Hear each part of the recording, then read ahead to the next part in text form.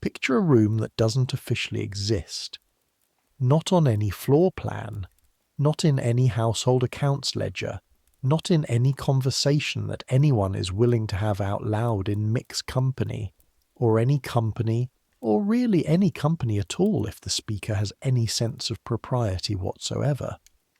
A room with heavy curtains drawn at all hours regardless of what the weather is doing outside, a fire kept burning even in June, and a lock on the door that the mistress of the house controls herself personally, with a key she keeps on a ribbon around her wrist rather than delegating it to the housekeeper the way she delegates everything else. Now fill it with darkness. Not the theatrical darkness of Gothic novels or haunted houses, but the precise, careful, medicinal darkness of a room designed to make a woman temporarily invisible, designed to swallow her. Add the smell of dried lavender and camphor oil, and underneath it all, underneath everything, like a current beneath still water, the particular smell of iron. Blood and iron, which no amount of lavender water or rose water, or the small sachets of dried herbs tucked under the pillow can fully erase. Add a porcelain chamber pot kept behind a painted wooden screen in the corner, covered with a small embroidered cloth. Add the carefully folded rags in the bottom drawer of the rosewood dresser, each one hemmed along its edges in neat whip stitches by someone whose job it was to prepare such things in advance and never speak of them afterward. Add the India rubber sheet beneath the regular cotton sheets, fitted exactly to the mattress, crackling faintly whenever the woman in the bed shifts her weight. Add the collection of small brown glass bottles on the nightstand, tincture of valerian, Godfrey's cordial, something labelled nervine compound for female complaints that smells strongly of alcohol, and something else underneath that you've never been able to identify. Add the towel folded on the washstand, the small basin of warm water changed every 4 hours. That is the retiring room. Every Victorian household of a certain class has one, or something that functions as one, and nobody calls it what it is. Because what it is where women go when they are bleeding, and that sentence cannot be spoken in 1882, not in Kensington, not in Mayfair, not in any of the polished stone, coal smoke, horse dung-scented streets of a city that considers itself the capital of civilization. We're going back there tonight, not to the version of Victorian womanhood that ends up in paintings, the watercolours, the pianoforte practice, the morning calls and calling cards, and the elaborate theatrical business of leaving your name on a silver tray by someone else's front door. Not to the corsets and the crinolines, not to the lawn tennis parties or the season in Bath. We're going to the part they didn't paint. I make these history stories, and I'll be honest with you, some of the topics I cover are things that historians have written whole books about, that museums have curated whole exhibitions around, that documentary filmmakers have spent years producing glossy programs on, and some of the topics I cover are things that were so comprehensively, aggressively, almost violently pushed out of the historical record that finding out about them requires digging through laundry lists and household account books and the private diaries of women who wrote in code, not because they were spies, but because what they were describing was considered too shameful to name directly even in their own private journals. This is one of those. So, get comfortable. You're either about to fall asleep listening to something that turns out to be quite interesting, or you're about to not sleep at all, because what I'm going to tell you is strange and forgotten and deeply, specifically human. Either way works for me. Subscribe if that's something you do. Here we go. Your name is Agnes Hartley. You are 22 years old, born in Shropshire, arrived in London 4 years ago, with a letter of character from the vicar's wife and the address of an agency on Pimlico Road.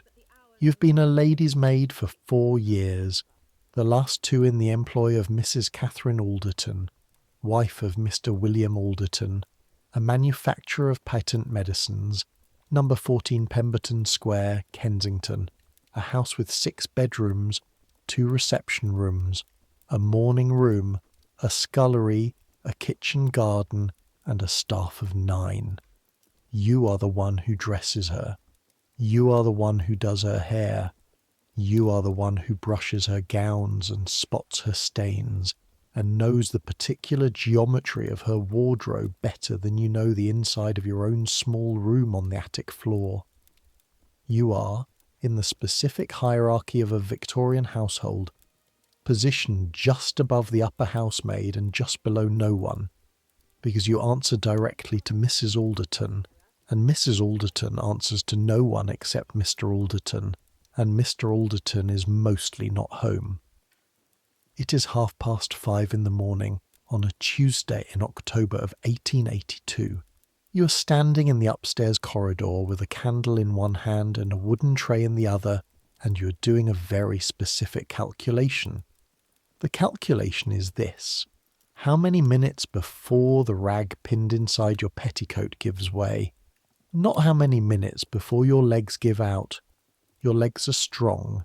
You have been awake since 2 in the morning. You were up at 2:30 to stoke the bedroom fires, because October in Kensington is the kind of cold that settles into houses before dawn like a slow tide coming in, and someone has to move through the house in the dark before anyone else stirs, and that someone is you. Your legs will hold. Your legs have held for years. What you're calculating is something more specific, more urgent, more shamefully biological. Whether you can make it through the next hour and a half without needing to stop. The rag is a strip of old flannel, hemmed at both ends, about 4 inches wide and 18 inches long, folded and refolded into a thick pad. It is pinned inside your petticoat with 2 steel pins, the way your mother showed you, the way her mother showed her, the way women in your family have been managing this particular situation since before anyone alive can remember. It is not a comfortable arrangement. It shifts, it bunches, it does not stay where you put it, no matter how carefully you pin it, and after 3 hours it is due for replacement, and you know this because your lower back has begun its particular conversation with you. That deep, dull ache that radiates from the base of your spine down into your thighs, that fist-closing feeling low in the abdomen, that is not quite pain and not quite pressure, but something in between that has no good name in polite language. You have known this was coming for 2 days. You know your own body well enough at 22 to read its signals.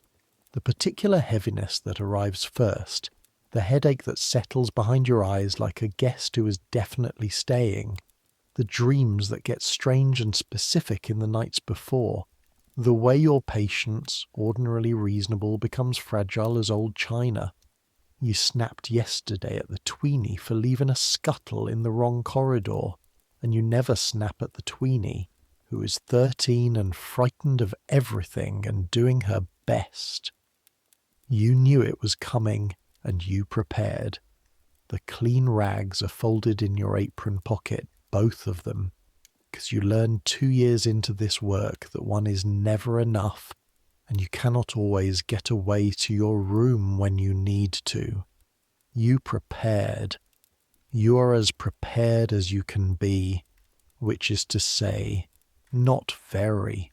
And behind the door at the end of this corridor, Mrs. Catherine Alderton is sleeping in the dark in the particular room that is kept for exactly this purpose, with the fire built high, and the heavy damask curtains closed against the October morning, and a brown bottle of something on her nightstand, and the instruction given to the household last night by the housekeeper, Mrs. Potts.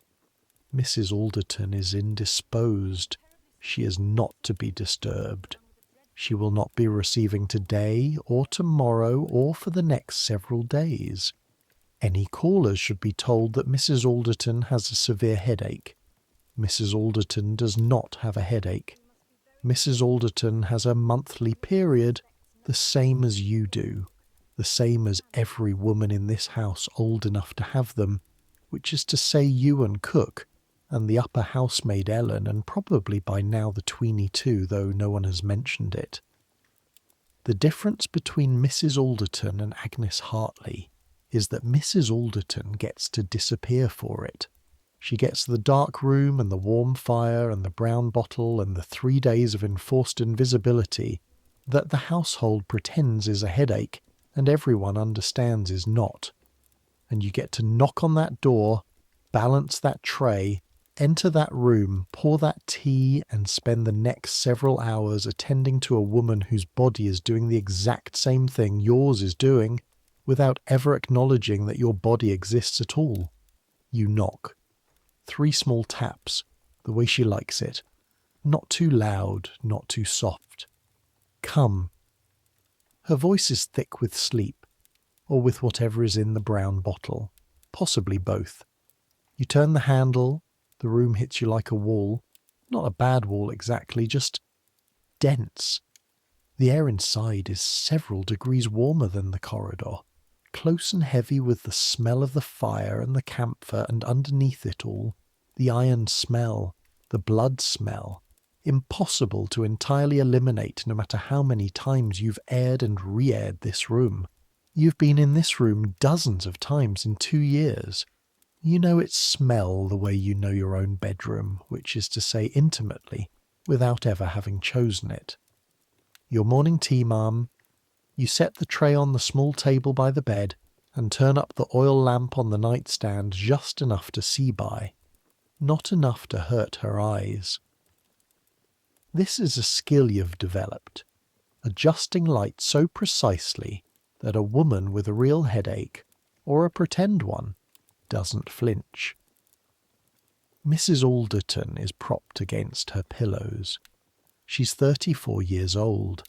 She's the daughter of a solicitor from Bristol, married at 19 to Mr. William Alderton, and she has, in the 15 years of that marriage, learned to manage with extraordinary efficiency the thing that her body does once a month, and the thing that the world requires her to pretend her body does not do.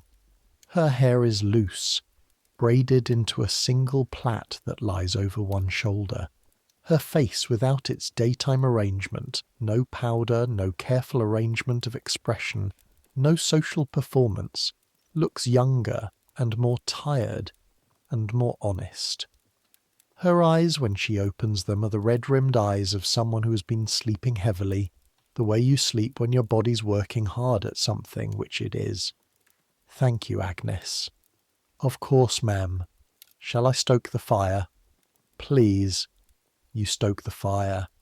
This involves kneeling on the hearthrug, which puts a particular pressure on your abdomen that you absorb without showing it on your face, and manoeuvring the coal with the brass tongs, and adding 2 fresh lumps, and adjusting the ventilation so that it burns steadily rather than too fast. Your hands on the tongs are steady. Your face is smooth. Your back, behind the smooth face and the steady hands, is screaming at you in that low, persistent language that backs use when they're not getting what they want, which is for you to sit down, lie down, stop, exist horizontally for a few hours, do anything other than kneel on a hearthrug in someone else's bedroom at 5:30 in the morning. Agnes. Yes, ma'am. There's fresh linen needed. I've already... She doesn't finish the sentence. She gestures toward the washstand. Of course, ma'am. You go to the washstand. You do not look at what's there in the way that would constitute looking. You register it with your peripheral vision, with your professional detachment, with the practiced efficiency of a woman who has been doing this for 2 years. The basin, the towel. You carry the used towel to the basket in the corner, that is lined with oilcloth for exactly this purpose. You bring a clean one from the shelf. You pour fresh water from the ewer into the basin. The water is already cool but still warmer than the air, and you set out the small cake of lavender soap. Shall I prepare a fresh compress, ma'am? Yes, the chamomile ones, not the peppermint. Peppermint makes my head swim. Yes, ma'am. The chamomile compresses are kept on the bottom shelf in the attached dressing room. Small muslin bags filled with dried chamomile that you warm at the fire and wrap in a piece of soft flannel and press to Mrs. Alderton's lower back or abdomen, depending on where the pain has settled that day. You know how to make them from the warmth of the fire rather than from hot water, because hot water makes them damp, and damp is uncomfortable. You know this because she told you once and you remembered, the way you remember everything she tells you, because your memory for her preferences is the primary tool of your employment. You make the compress. You bring it to her. You help her position it against the small of her back, adjusting it while she shifts against the pillows until it's right. Thank you. Of course, ma'am. And then you excuse yourself from the room with the smooth practiced quiet of someone who has spent 4 years learning to be barely visible, and you step into the corridor, and you pull the door close behind you, and you stand there for exactly as long as you allow yourself, which is perhaps 30 seconds, with your back against the wall and your eyes closed. 30 seconds.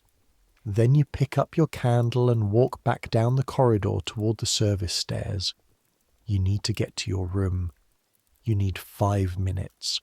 5 minutes to deal with what your body needs, to change the rag, to take a moment in the privacy of your own 4 walls to acknowledge that this day exists and is happening to you. You have 5 minutes, maybe, if you are very quick. Now, before we go further into Agnes's morning, and we will go further, there is a great deal further to go, I need to tell you some things about the room you just left. The room that doesn't officially exist.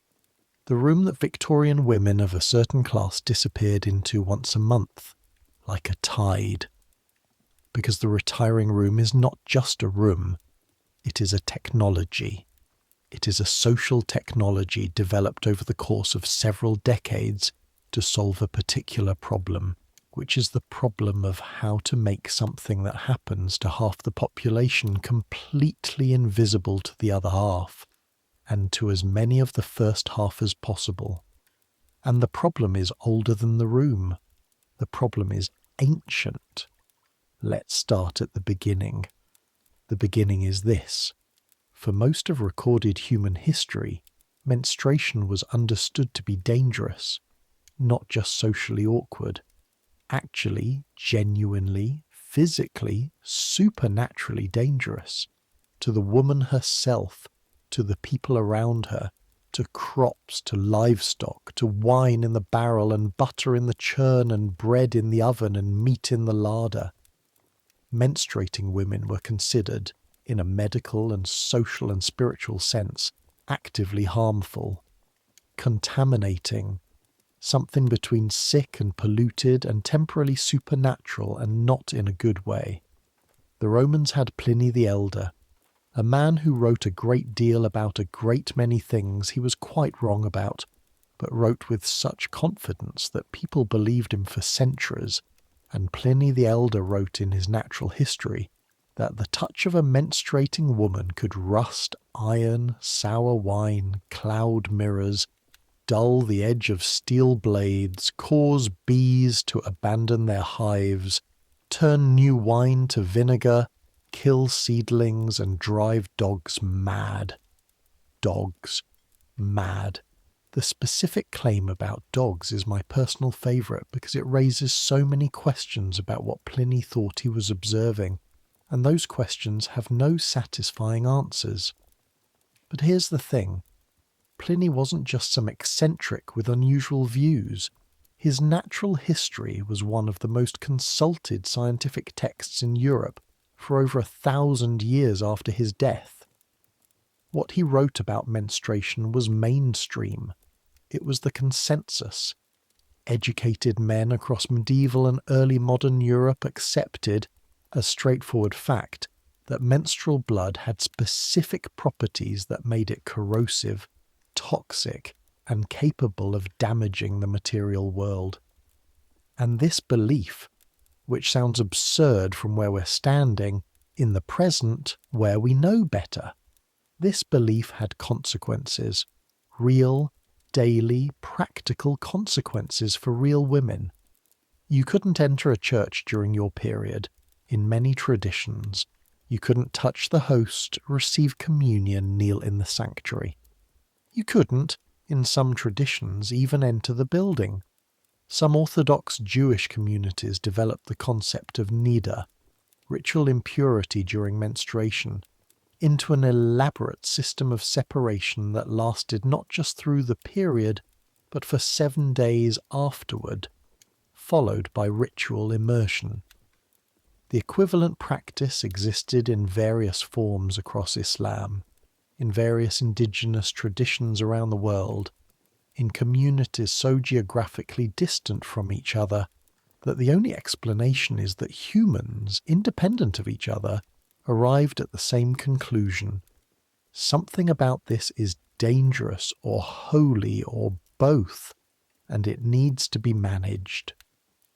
Medieval European physicians, who were largely working from a combination of Galenic medicine, Platonic theory, and whatever they'd managed to pick up from Arabic medical texts translated into Latin, had their own framework.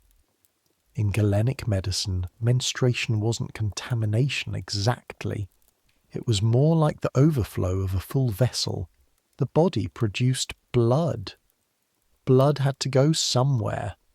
Women's bodies couldn't burn off excess blood through labour and sweat the way men's bodies supposedly could, so they menstruated instead. Menstruation was the body regulating itself. It was, in this framework, actually important. Vital, even. Women who didn't menstruate regularly were understood to be in danger.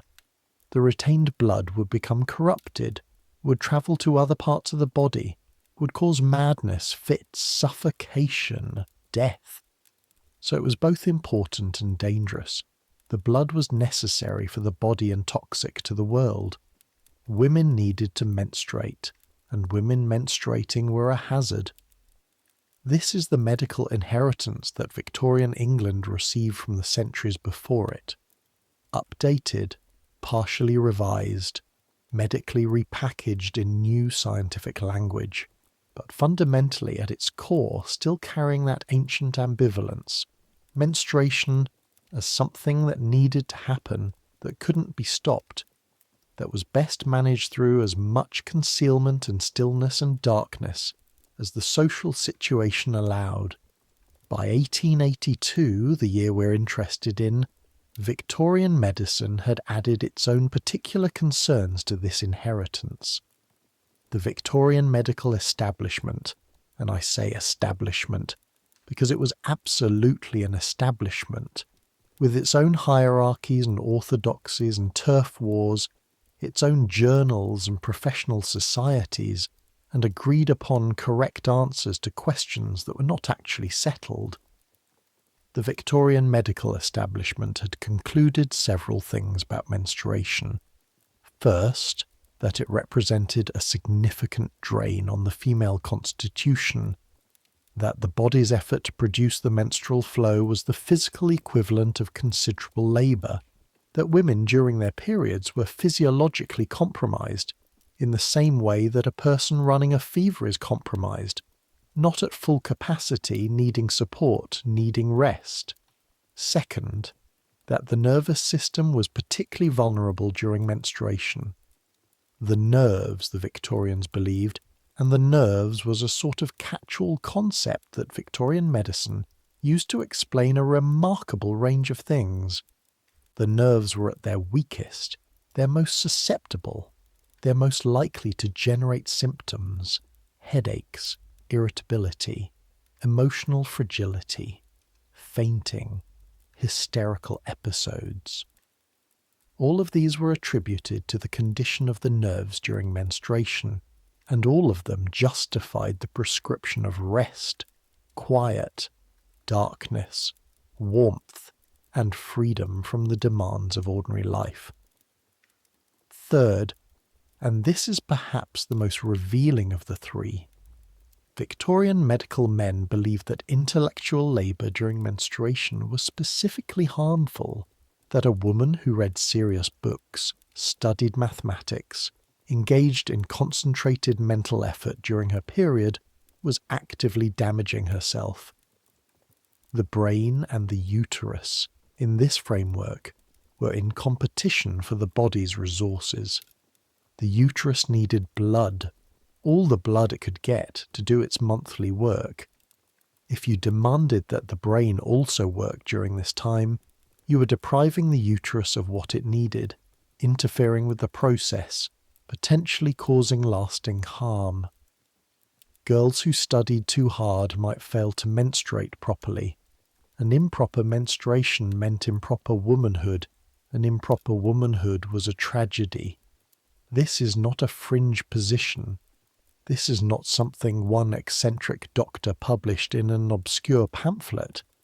This is mainstream Victorian medical opinion, published in respectable journals, cited by educated men, taught in medical schools, used to argue against women's access to higher education. In 1873, an American doctor named Edward Clark published a book called Sex in Education, which argued on specifically medical grounds that girls who studied the same curriculum as boys at the same pace and without periodic rest would injure their reproductive systems. The book went through 17 editions. It was enormously influential on both sides of the Atlantic. It was cited in parliamentary debates and university board meetings as justification for why women shouldn't be admitted to Cambridge, to Oxford, to proper medical schools. The science was wrong. Completely, spectacularly, demonstrably wrong. But it was the science of the day, and it had real power, and it shaped the lives of real women. What it meant, in practice, for women of the upper and middle classes was this: you had medical permission to stop, monthly permission, recurring, reliable, backed by the authority of the medical profession and the social consensus of your class. Every month, for somewhere between 3 and 7 days, a woman of means could withdraw from her obligations, close the door and rest. She could hand off her household management to the housekeeper, her children to the nursemaid, her social calendar to whatever could be cancelled or postponed, and exist for a few days in a warm dark room with the curtains drawn. Whether or not she was in genuine pain, and some women were genuinely insignificant pain, because dysmenorrhea is real, and was as real in 1882 as it is now. She had permission to say she was. She had cover. The headache existed officially, so the headache could be cited, and behind the headache she could simply be. In a Victorian woman's life, structured as it was around near constant performance, near constant availability, near constant attendance to the requirements of husband, household, children, social obligation, and the maintenance of the elaborate theatrical production of respectable domesticity. Those 3 to 7 days of legitimate medical withdrawal were not nothing. They were something. For some women, they may have been everything. Agnes gets back to her room in 4 minutes. 4 minutes because the service stairs at number 14 Pemberton Square have a loose board on the second landing that rattles when you step on it, and she's learned to place her weight on the outer edge, but that requires a certain precision, and in the dark with a candle, the precision takes a moment longer than it would in daylight. 4 minutes to get from the corridor outside Mrs. Alderton's room down the main landing, through the baize door that separates the family rooms from the service areas, up the service stairs with their particular economy of design, steeper, narrower, darker, because the people who use them are not the people the house is being shown off to, and up to the attic floor. Her room is the first door on the left. She shares it, technically, with Ellen, the upper housemaid, but Ellen rises later. Her duties start on the ground floor, and the ground floor fires are not as important as the bedroom fires. So for these few minutes in the early morning, before the house wakes in earnest, the room is Agnes's alone. She closes the door behind her and stands for a moment in the darkness, letting herself be still. Her room is small. When she first came to this house, she thought it was very small, coming from the position before, where she'd had an even smaller room but had known it longer, had accumulated things, had made it hers over years. This room took longer. Now it is hers in the way rooms become yours when you've slept in them long enough. The specific angle of the light through the small window in the morning, the way the water pipes knock in the wall when the range is lit downstairs, the smell of her own soap and her own hair, and the cedar block she keeps in the drawer to protect a good dress. She lights the small oil lamp on the dresser. The lamp turns the room amber and close. She changes quickly, with the practiced efficiency of someone who has been doing this since she was 12 years old. The used rag goes into the bucket she keeps under the washstand for the purpose, covered with a cloth that looks like any other cloth but isn't. The fresh rag. She unfolds it, checks its position, repins it, takes a moment to adjust until it sits correctly. All of this takes perhaps 2 minutes. She has it down to 2 minutes. She allows herself 1 more minute after, 1 minute to sit on the edge of the bed and acknowledge the morning. The cramps are settling in properly now, not the pre-signal anymore, but the actual event, and they are not devastating. She has had worse months. She knows women who have worse months as a matter of course. Women who cannot get out of bed, women who vomit, women who faint, women whose pain is so severe that it is genuinely incapacitating, but they are real. The low drag in her back is real. The heaviness is real. The particular fatigue that comes with the first day, separate from the fatigue of having been up since 2, is real. She gives it 1 minute, just to be real, just to exist, just to be acknowledged. Then she stands up, smooths her apron, picks up her candle and goes back to work. Let me tell you about the mechanics, the actual practical, physical, daily mechanics of managing menstruation in 1882, because this is the part that almost never gets talked about, and it should, because it is remarkably instructive about the nature of the problem. In 2024, you have options. You have a whole aisle of options, actually. An entire industry built around this specific problem.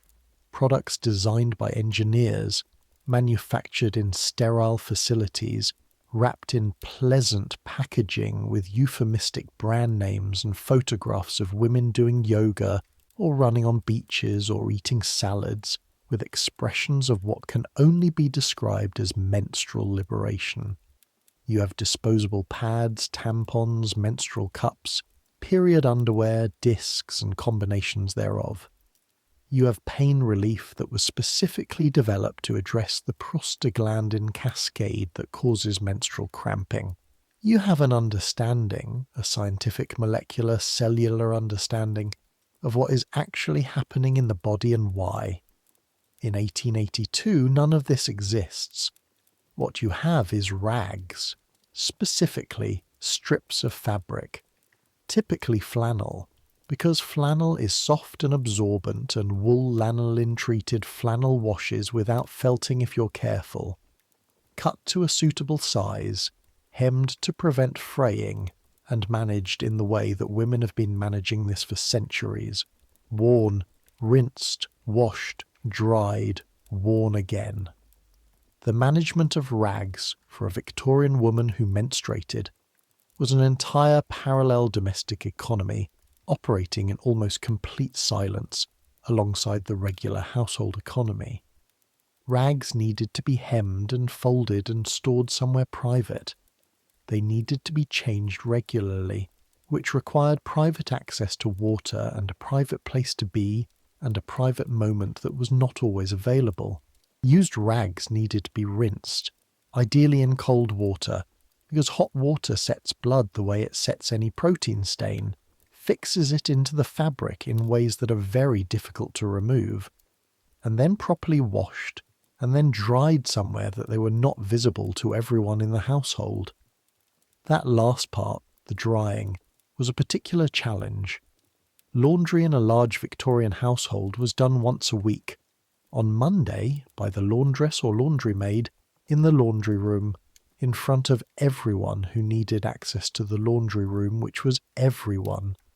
Personal linens went through the laundry, undergarments went through the laundry, everything that touched the body eventually appeared in the laundry, and the laundress, who was, in working-class households, often a woman hired in by the day from outside, saw all of it.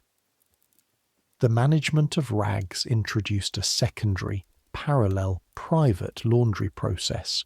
Women rinsed their own rags in their own wash basins, in their own rooms, at odd hours of the day or night, and dried them somewhere, behind a piece of furniture, under the bed, spread flat on the floorboards, inside drawers, if the room had enough drawers, in winter, near the bedroom fire, turning them to dry both sides, which required a certain vigilance about who might enter the room.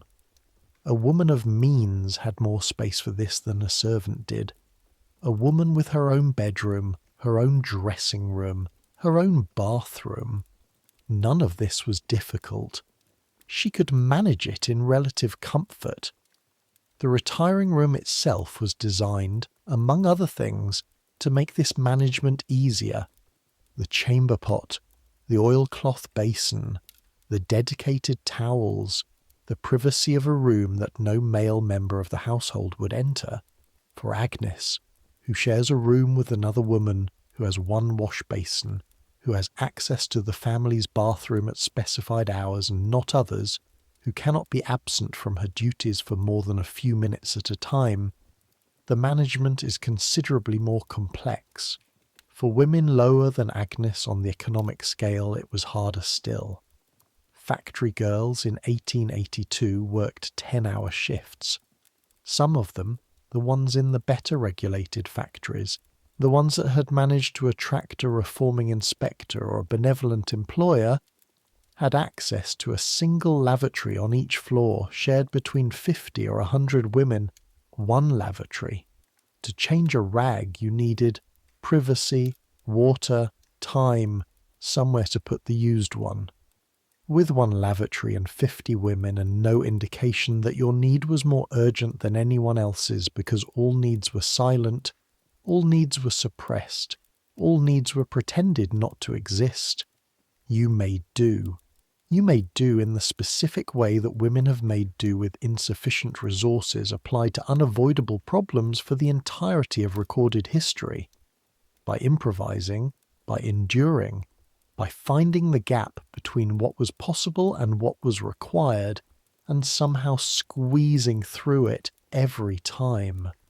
The women in the factories managed. The women in the laundries managed. The women in the fields managed. The women charring floors and blacking grates and ironing shirts and carrying coal managed. All of them. With their rags and their buckets and their cold water and their silence and their 5 minutes stolen here and there from the 12 or 14 hours that belonged to someone else. They didn't have retiring rooms. They didn't have headaches. They had the 10-hour shift and the one lavatory and the 5 minutes if they were lucky, and they managed. By 7 o'clock the house at Pemberton Square is fully awake. You have done the following since returning from your room. laid Mrs. Alderton's breakfast tray, weak tea, dry toast, a small pot of conserve, nothing that would disturb a delicate stomach, taken it to her room and adjusted the tray on her lap, and brought a second chamomile compress that she needed by then because the first one had cooled, helped her use the chamber pot. You hold the screen steady, hand her what she needs, take it away, empty it, rinse it, replace it, all without an expression that could be described as anything other than professionally neutral. Opened the window 3 inches for fresh air, and then closed it when she said the draught was too cold, and shaken out and refolded the India rubber sheet on the unused side of the bed where she had not lain. The India rubber sheet is one of the more interesting objects in this room. It is, by 1882, a relatively recent technology. India rubber in sheets thin enough to be practical for domestic use has only been commercially available for a few decades, and it has transformed the management of this particular domestic problem. Before the India rubber sheet, or before its cheaper predecessor, oilcloth, women and their servants were dealing with the management of menstrual staining on regular mattresses, which is exactly as complicated as it sounds, given that mattresses are thick, expensive, difficult to remove from the room, and take days to dry. Mattress staining was a significant domestic anxiety. Cookery books, which in the Victorian period were not just cookery books, but comprehensive domestic manuals covering everything from household management to basic medical care, to the removal of stains from every conceivable surface, devoted considerable space to the removal of blood from fabric. Mrs. Beeton, that great authority of the Victorian domestic world, recommended cold water as the primary agent, applied immediately, which is correct as a matter of chemistry, because blood is protein, and cold water does not denature protein the way heat does, and denatured protein bonds to fabric in ways that are extremely difficult to reverse. But Mrs. Beeton does not say, explicitly, what kind of blood she is discussing in the chapter on stain removal. She never says. The euphemism extends even here, into the practical domestic manual, into the chapter on cleaning. Blood from a cut, blood from raw meat, blood from any of the innumerable domestic accidents that produce blood in a household. Not that blood. Not that particular, recurring, monthly, predictable blood that every woman in the household produces and no one discusses. The India rubber sheet says that someone, somewhere, was thinking about it practically, was acknowledging in the privacy of manufacturing and retail and the quiet professional transaction of the linen draper's shop, that this was a real, recurring, manageable problem that deserved a practical solution. The India rubber sheet is, in its way, a small revolution in the material culture of feminine privacy. You can buy it at a respectable linen draper's. You ask for it obliquely. A protective sheet for the invalid's bed is a common formulation, and the shop girl understands, and the transaction is completed, and nobody says anything that couldn't be said in front of a bishop. You fold the India rubber sheet now with the practiced efficiency of someone who has folded it many times before. It crackles slightly as you fold. It smells faintly of rubber, which the lavender can't quite cover. You put it in the drawer where it lives, under the spare flannel. Agnes. Yes, ma'am. When you see cook this morning, ask her if she has any ginger root. She usually does. A ginger decoction before luncheon if she can manage it. Of course, ma'am. And Agnes. Ma'am? Tell Mrs. Potts that I won't be coming down today, or tomorrow. She can manage the household. Of course, ma'am. Mrs. Alderton closes her eyes and you slip out of the room on the instruction you were already expecting. You close the door so quietly that the latch barely makes a sound. Let me tell you about what was in the brown bottles, because the brown bottles are their own story, and it's one worth telling carefully. By 1882, the field of patent medicine, proprietary compounds sold under trade names, mostly without any regulatory oversight, mostly containing ingredients that the manufacturers were not required to disclose, was one of the largest industries in Britain and America. The newspapers were full of advertisements for these preparations. The pharmacy shelves groaned with them. Every ailment that could be named, and some that couldn't, had a corresponding patent medicine claiming to address it. Female complaints was among the most profitable categories. The euphemism female complaints covered, in Victorian patent medicine advertising, everything from menstrual irregularity to menstrual pain to premenstrual mood disturbance, to menopausal symptoms to fertility concerns to vague misery to quite specific misery. Essentially, any discomfort of any kind that was related to or attributed to the female reproductive system, which, given the medical consensus of the day, could be almost anything. The compounds sold for female complaints contained various combinations of the following: alcohol, often in significant quantities, which is why many of them were sold in brown glass bottles, to prevent the customer from easily seeing the colour of the liquid within.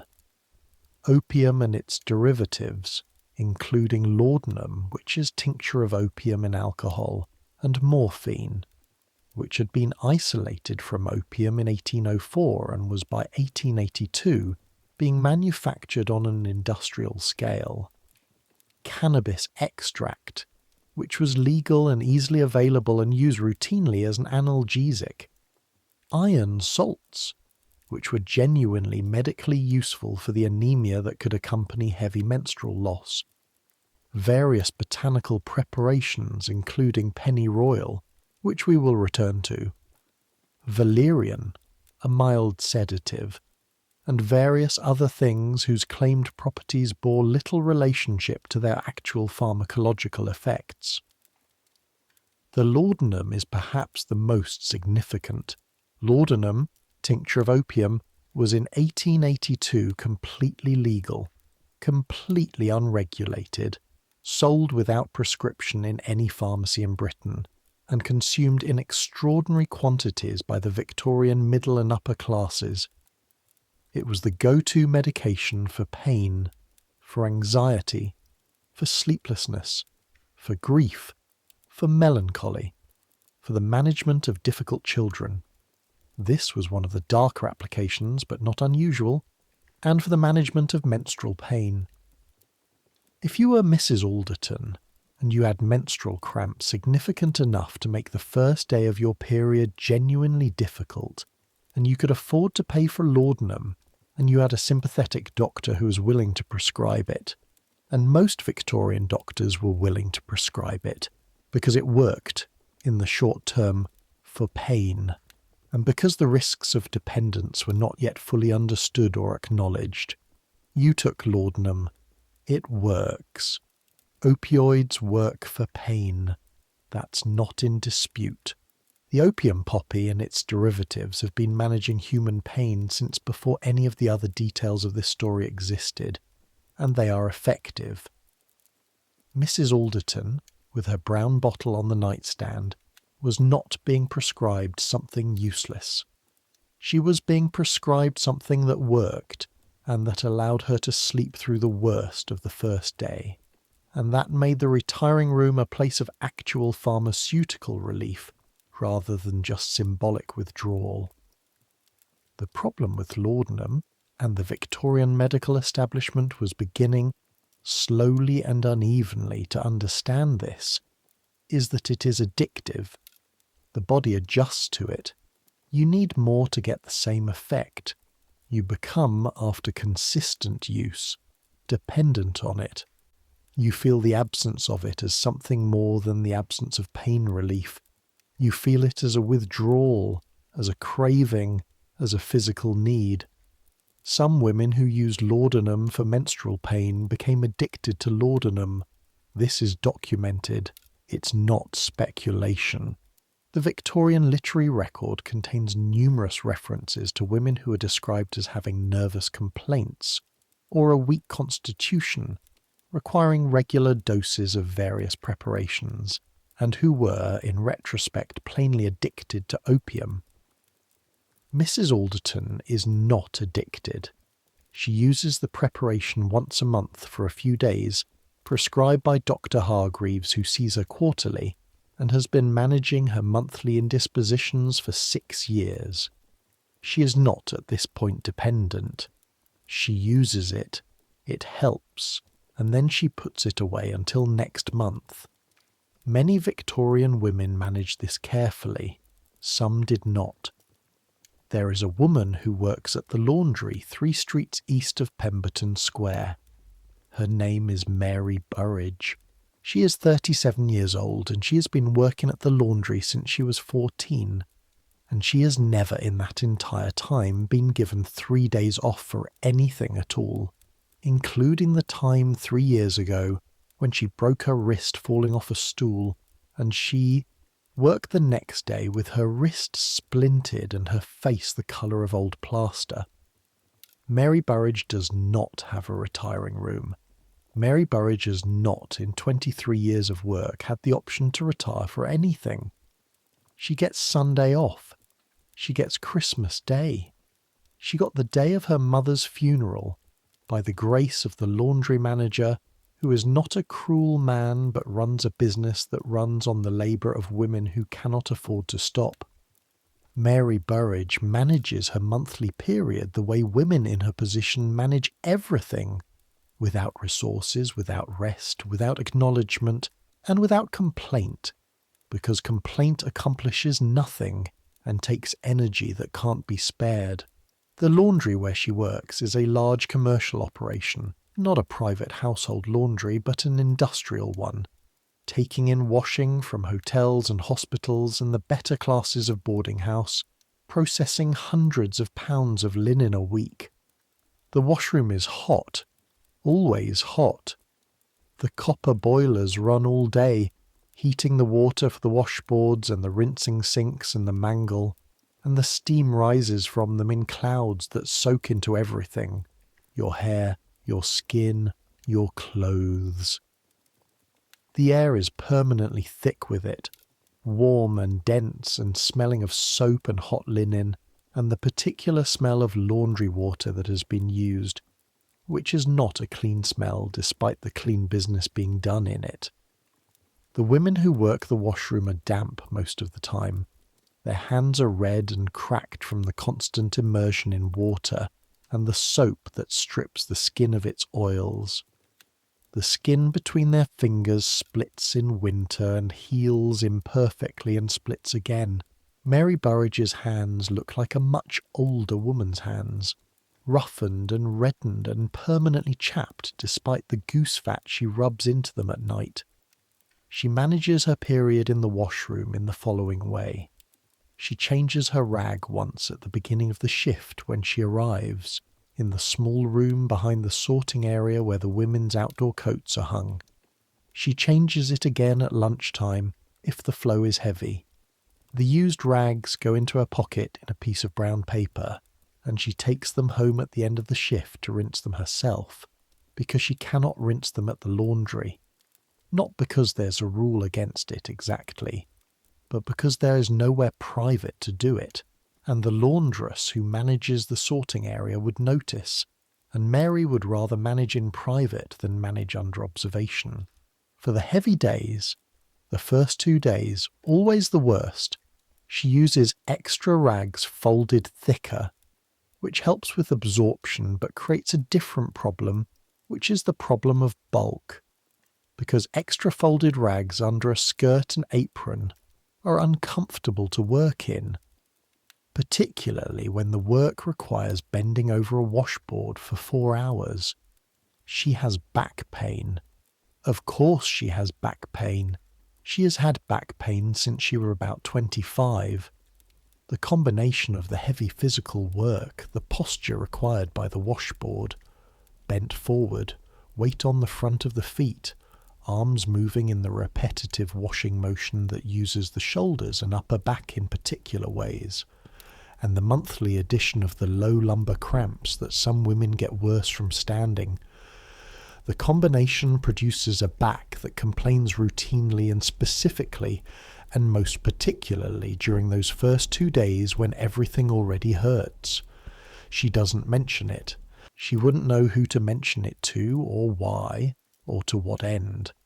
The pain exists and the work exists, and she is at the laundry, and the laundry is open and the linen needs washing, and that's what there is. Mary Burridge has 8 children, of whom 5 survived infancy. She has been pregnant 11 times.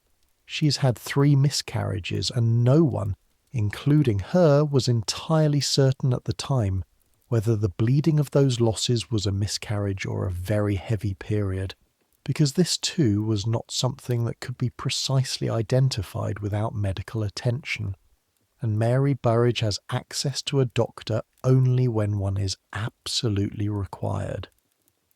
The boundary between ordinary menstruation and early pregnancy loss was, for women without medical care, often unknowable. Many Victorian women lived in that uncertainty as a matter of course. The ginger decoction for Mrs. Alderton requires Agnes to go to the kitchen, which means descending from the bedroom floor to the basement, which means passing through the household's full morning activity, which has by 7:30 reached its daily peak. The kitchen at number 14 is Mrs. Barker's domain. Cook's domain. Mrs. Barker has been at this house for 11 years, and she runs the kitchen with the efficiency of someone who has had 11 years to develop systems, and those systems do not appreciate interruption, particularly during the morning rush, when breakfast for the household needs to be finished, and the servants' breakfast needs to happen simultaneously, and the day's menus are being determined and the marketing list for the kitchen maid is being assembled. Agnes knocks on the kitchen door.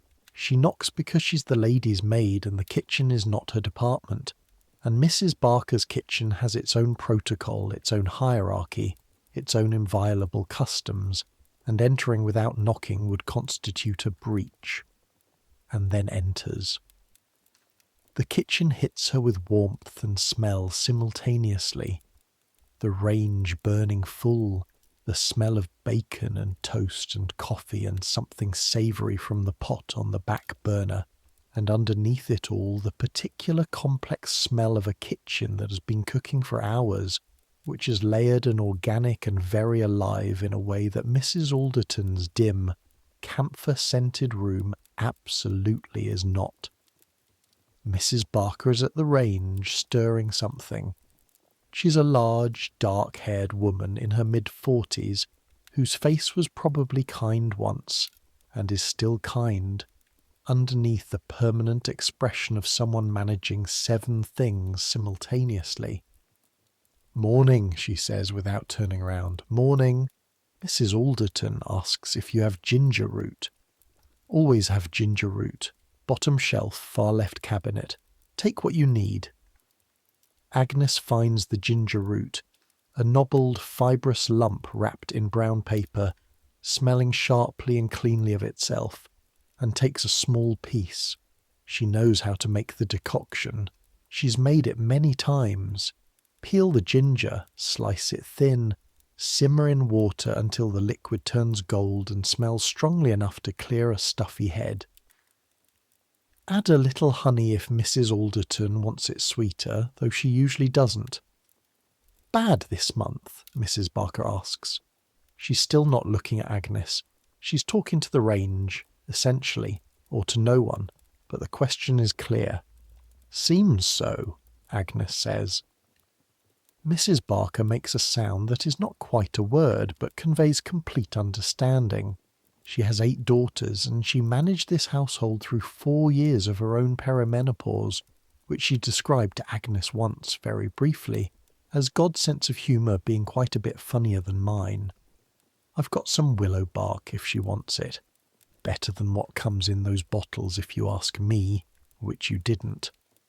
I'll mention it. Do. Agnes gathers what she needs and goes to the smaller range at the side of the kitchen to put the decoction on. Her back is still talking to her, in the low, consistent murmur that has accompanied the morning.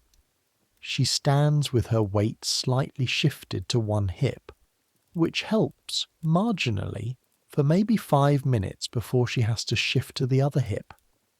None of this shows on her face.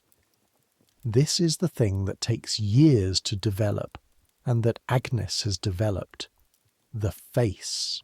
The face that says everything is fine, everything is in order, everything is running smoothly. The face that says I am a professional domestic servant, and my body does not have inconvenient needs. The face that says, essentially, I am furniture that can walk and carry things. Furniture does not have periods. Furniture does not have back pain. Furniture does not stand here in the kitchen on the first day of its period, shifting its weight from hip to hip and waiting for the ginger to come to a simmer. Ellen, the upper housemaid, comes into the kitchen with an armful of empty breakfast trays. Ellen is 24 from Dorset, with a pleasant plain face and arms that are quietly extraordinary in their strength from years of carrying things. She and Agnes exist in a comfortable parallel. They share a room, they share the attic floor, they share certain confidences that do not go further than the room. The kind of confidences that women share when they're living in close proximity and have no one else to confide in. Ellen sets the trays down and catches Agnes's eye and makes a very small face. Eyebrows up, slight tightening at the corners of the mouth, that contains, in the compressed language of women who cannot say most things out loud, the question, "You too?" Agnes makes the very small reply, a single nod, barely more than a change in the angle of her head. That says yes. Also, Ellen makes the face that says, well, I know, and that's that. That's the whole conversation. It will not be revisited or extended or dwelt upon. It doesn't need to be. It was complete in 2 gestures. Here is something about ginger. Ginger, Zingiber officinale, the root of a plant native to Southeast Asia, and cultivated across the tropics for millennia, has been used medicinally for as long as anyone has been keeping records of medicinal use. It appears in Ayurvedic texts, in traditional Chinese medicine, in the Arabic medical tradition, in European herbalism from the medieval period onward. It's in John Gerard's Herbal, the comprehensive 16th century botanical text that was still being consulted in updated editions by Victorian housewives who kept a copy on the kitchen shelf next to Mrs. Beeton. It works, incidentally, in ways that 1882 didn't understand but we do now. Ginger contains compounds called gingerols and shoggols, which have anti-inflammatory and anti-prostaglandin properties. Prostaglandins are the molecules responsible for triggering uterine contractions during menstruation. They're what causes cramps, and anything that interferes with prostaglandin synthesis reduces cramping. Modern research has found that ginger is, in controlled trials, approximately as effective as ibuprofen for menstrual pain. The Victorian women who brewed ginger decoctions and applied chamomile compresses and took willow bark. Willow bark contains salicylic acid, which is the active ingredient in aspirin. Were not practicing superstition. They had, through centuries of empirical observation, the kind that happens when you try something, see if it works, tell your daughter, and she tells her daughter, across generations of women managing with what they had.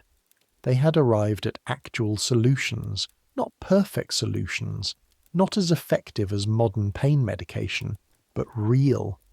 The retiring room, the ginger, the willow bark, the warmth, the rest.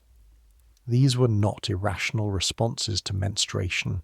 They were rational, practical, empirically developed responses to real pain, hampered by insufficient understanding of mechanism and complicated enormously by the social framework of shame that made the whole thing so difficult to discuss.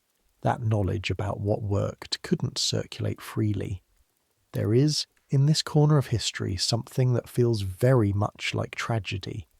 Not the grand, operatic tragedy of wars and famines and plagues, but the quiet, domestic, ordinary tragedy of women passing practical knowledge about their own bodies through whispered conversations and private notes in household books, in the margins of herbals, in the dedicated drawers of dressing rooms, in the coded language of the retired woman who is indisposed, passing this knowledge around the edges of a social framework that refused to let it exist at the centre, that refused to let the knowledge be clearly named and clearly shared. How much easier, how much simpler it would have been if someone had been able to say, "This is what happens, here is why it happens, here is what reliably helps with the pain, here is what you need to manage the physical reality of it, here is what you should and should not worry about, here is what is normal, and here is what is not." But that sentence, in all its straightforward pragmatic utility, could not be spoken in 1882, so instead you had the retiring room and the coded account books and the small nod between Agnes and Ellen in the kitchen. The decoction is ready at 8:10. Agnes strains it through a piece of muslin. The strainer is kept in the kitchen specifically for infusions and decoctions, and pours it into the small pewter jug that Mrs. Alderton prefers for warming drinks, because pewter holds heat better than china. She adds a small pot of honey alongside. She carries the tray back upstairs. By 9 o'clock she has delivered the decoction, helped Mrs. Alderton wash and change into a fresh nightgown, changed the upper sheet and the case on one pillow that had been damp. Dampness from perspiration, not from anything else. Though in this room the distinction sometimes blurs, replaced the screen around the chamber pot, brought the Morning Post and read aloud 2 of the letters that Mrs. Alderton wanted to hear, but didn't want to read herself because the light, she said, made her head worse. The headache, for the record, is real today. Mrs. Alderton does get headaches. They are worse in the first days of her period. This is documented. Agnes has observed it across 2 years, and is not entirely performance. The performance is the absence of the real reason behind the headache. The headache is real. The explanation for the headache is the one that can be offered in polite company. Agnes has read both letters and is partway through the third when a thought strikes her. Sudden and immediate, like a step on a loose board in the dark. She counts. She counts back with the careful private arithmetic of a woman who keeps track, who always keeps track, who has kept track since she was 16 and knew better than not to, who marks the relevant days in the household diary she keeps for Mrs. Alderton's appointments in a code so simple that no one else would recognise it as a code. A small dot in the corner of the day's entry, no larger than a pencil point, present or absent depending on whether her own calendar has arrived. She counts back. She is not, by her count, due for 3 more days. She counts again. 3 more days. She is early. 3 days early, which is within the range of normal, but is still, in that small practical calculation, a change. Changes need noting. Changes sometimes mean something. She finishes reading the letter, folds it, sets it on the tray with the others, and says nothing. Because there is nothing to say about it. Nothing that can be said. Nothing that is any of anyone's business in this room or in this house. She files the information away in the private cabinet of things that she knows and that no one else needs to know, and she picks up the tray and excuses herself from the room. The retired room, the specific, dedicated room, was not universal, even among the middle and upper classes. What was universal was the concept: withdrawal, privacy, the acknowledged fiction of the headache or the nerves. But the physical room, purpose-equipped and kept ready, was something that required a certain amount of domestic resource, space, a room to spare, the ability to close off a room for several days without significant inconvenience to the household, which required, in practical terms, enough bedrooms that the loss of one was manageable. For many middle-class Victorian households, the logistics were improvised. The mistress of the house retired to her own bedroom, which might be shared with her husband on ordinary days, and the husband moved temporarily to a dressing room or a guest room. Or she simply stayed in bed longer, received no one, had her tray brought up, and the household arranged itself around her absence. For working-class women, even this improvised withdrawal was largely impossible. A woman who shared a bed with her husband and 2 or 3 children in a 2-room dwelling could not retire anywhere. A woman in domestic service could not stay in bed because if she stayed in bed she had no job, and if she had no job she had no wages, and if she had no wages she had, depending on her situation, various degrees of nothing. The poor, the working poor, the women at the very bottom of the economic ladder, women like the women in the laundries and the factories and the sweatshops where garments were made at piece rates and time not spent working was wages not earned.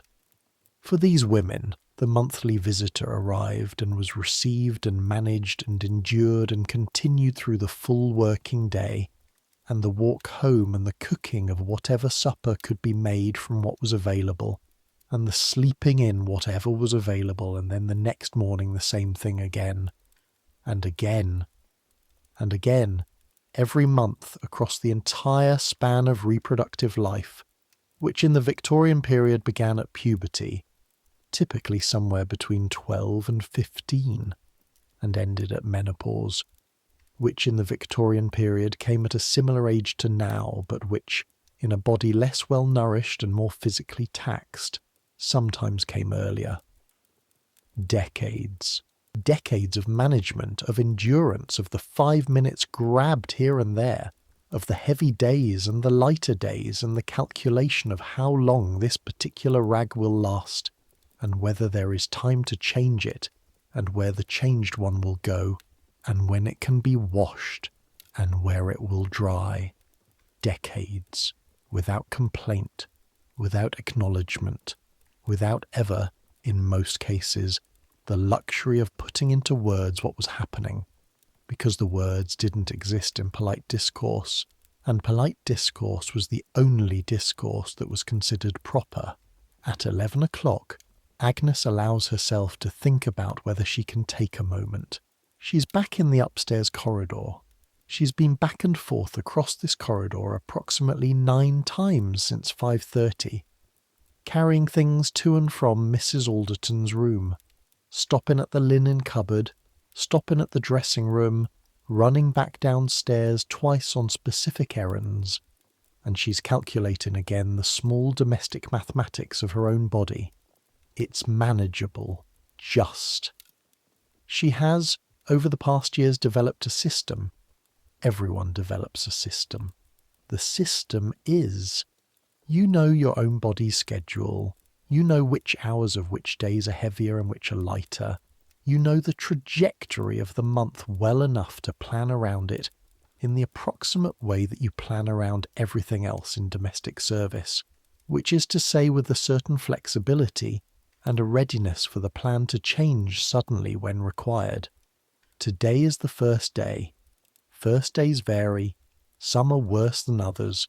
This one is middle of the road by her experience. The cramps are real but manageable. The flow is what it is. She can manage. She is managing. What she is also doing in the private back room of her attention, that she runs parallel to the public attention that is focused on Mrs. Alderton's needs, is noticing things. Noticing the particular weight she's been carrying since this morning woke her. Not just the back pain, but a heavier thing under that. A weariness that is separate from the weariness of 3 hours' sleep that sits in the bones differently. She's had this weariness before. It's a monthly weariness, cyclical and reliable, more pronounced some months than others. She has also this morning been slightly sick, not significantly. Not vomit in the basin sick. Just a rolling nausea in the stomach around 6 o'clock that she managed with small sips of cold water and the deliberate steadying of her breathing, the way she's learned to manage things. Gone by 7. Mostly. The two things, the early start and the nausea, go into the same private cabinet as the 3 days early calculation. They sit there together, not quite making a pattern she wants to look at directly. She takes the moment she's been calculating. She goes back up to the attic. 4 minutes up, 4 minutes down. 8 minutes. The household will not collapse in 8 minutes. She changes what needs changing. She stands at her wash basin for 30 seconds, with her hands gripping the rim and her eyes closed and her breathing steady and careful. Her body is doing something. Her body is, as it does every month, asserting its existence in the most basic and undeniable way. "You are here," her body says, in the specific language of blood and pain and fatigue. "You're made of flesh, and you are here, and this is real." She understands. She acknowledges. She picks up her candle and goes back down. Now, I need to tell you about the history of sanitary protection. The actual product history, because it exists, and it is stranger and more interesting than you might expect. In 1882, you are right in the middle of a transitional period. The traditional method, the rag, the homemade pad, is still what most women use. Most women do not have the money or the access for anything else, and for most women, the homemade rag is perfectly adequate, if never actually comfortable and never ideal. But commercially produced products exist now, have existed in various forms for about a decade. The first commercially available sanitary pads appeared in France in the 1880s, initially marketed to nurses who needed something more practical than rags in a nursing setting. They were made of wood pulp, which was a byproduct of the paper manufacturing process, and which turned out, on reflection, to be considerably more absorbent than cotton rags, in the same way that paper towels are more absorbent than cotton towels. It's the structure of the material, the way the wood fibres are processed, that gives them their absorptive capacity. These early commercial products were not widely available in Britain in 1882. They were expensive. They were disposable, which meant purchasing new ones regularly rather than washing and reusing, which required ongoing expenditure. And they were sold in pharmacies and dry goods stores, which required purchasing them publicly, which required, for a woman in 1882, a particular kind of nerve. Purchasing items related to menstruation was, in 1882, an exercise in maximally indirect communication. You did not say what you were buying. You said something, if you could manage it, that was technically true and maximally oblique. Sanitary goods was a phrase that had developed specifically for this purpose. A category name that could encompass everything from these pads to surgical dressings to various other items. A category name that communicated to anyone who knew exactly what you meant, while communicating to anyone who didn't know nothing in particular. If you were a woman who could not manage even that level of communication, who found even the indirect transaction too fraught, too visible, too much, you managed with what you had, which was the rags, which required no purchase, no transaction, no exposure, no moment of standing in front of a shop counter and handing over money for something whose name could not be said out loud. Some women managed like this for their entire reproductive lives, never purchasing anything, working within the inherited domestic technology of the rag and the pin and the cold water and the private drawer. The Listeria cotton wool that Lister Brothers was marketing in the 1880s, positioned as a general household disinfectant cotton product, was understood by many women to be useful in other ways the advertising never mentioned, ways that were understood through the female communication network of whispers and hints, and the particular knowing look between women.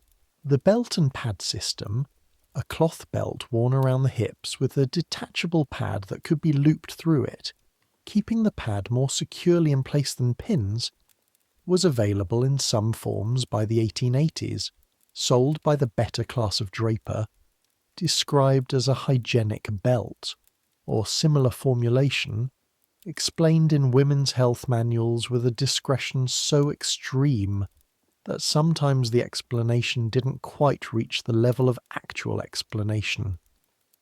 Reading these manuals now, the Victorian women's health texts, the domestic guides, the advice columns in women's magazines, there is a recurring quality of information delivered in a register so carefully oblique that the information itself nearly disappears. The manual says what to do without quite saying what you're doing it for. The advice column addresses the problem without naming the problem. The prescription is given without the diagnosis, and yet women managed. Women knew. Women understood the code and passed it on, in the way that knowledge that cannot be spoken directly finds other channels. Gesture, implication, the particular emphasis on a certain word, the raised eyebrow, the knowing hand on the arm, the small nod between Agnes and Ellen in the kitchen. The code worked, imperfectly, inefficiently, with great labour and considerable waste, the waste of knowledge that couldn't circulate freely, the waste of women who never found out about something that would have helped them, because the knowledge couldn't be said loudly enough to reach them. But it worked, after a fashion, for the women who could access the network.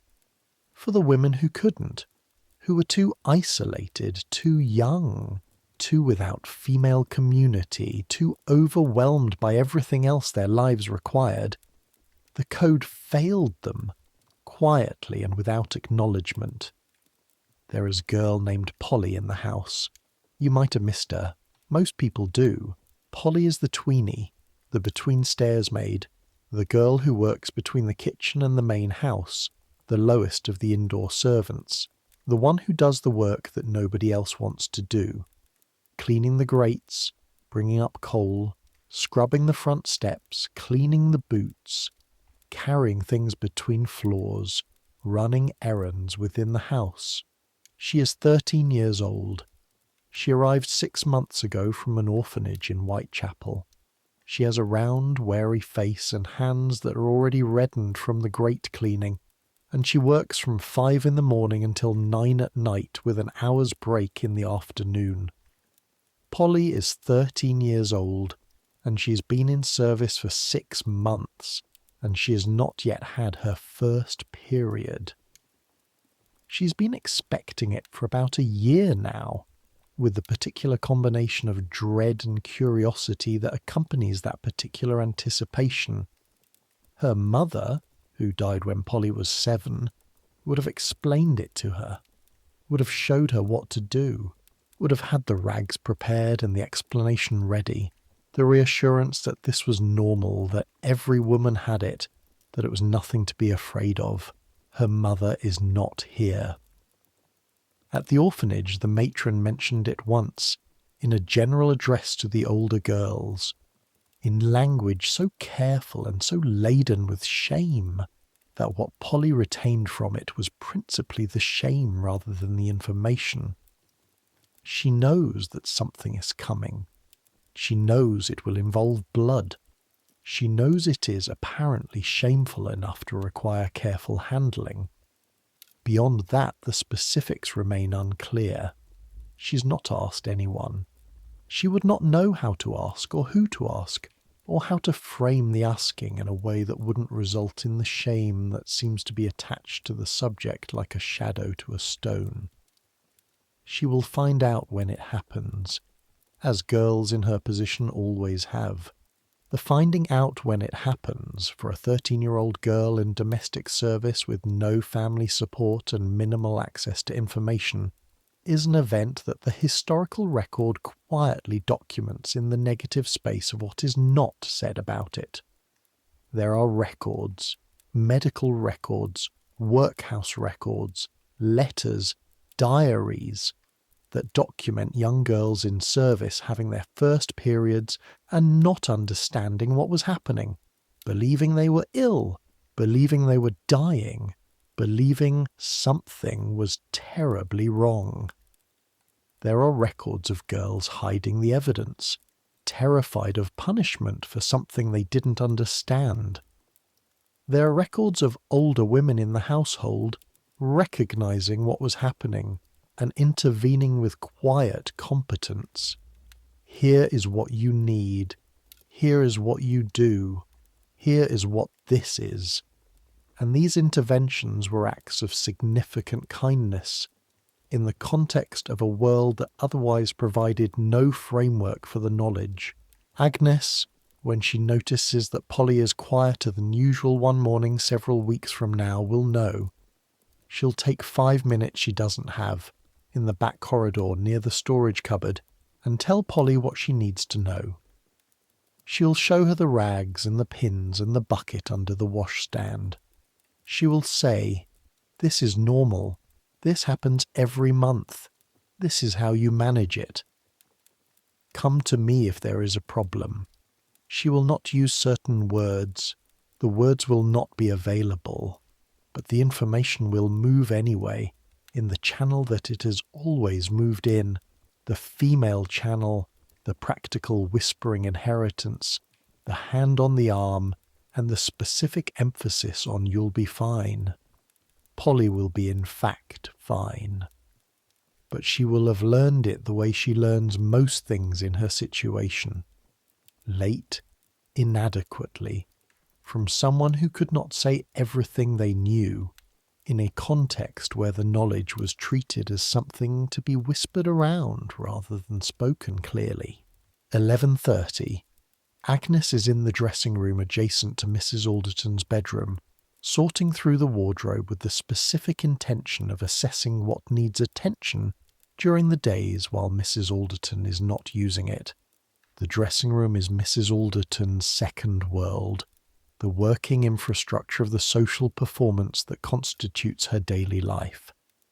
The wardrobe runs along 2 full walls: day dresses, morning dresses, afternoon dresses, visiting dresses, dinner dresses, evening gowns, each on its own padded hanger covered with a linen case to protect against dust, organised according to a system that Agnes has maintained and refined over 2 years.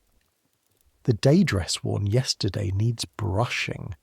Agnes does this with the soft bristled clothes brush, long strokes following the grain of the fabric, black wool, autumn weight, with jet buttons, good quality, one of Mrs. Alderton's newer pieces.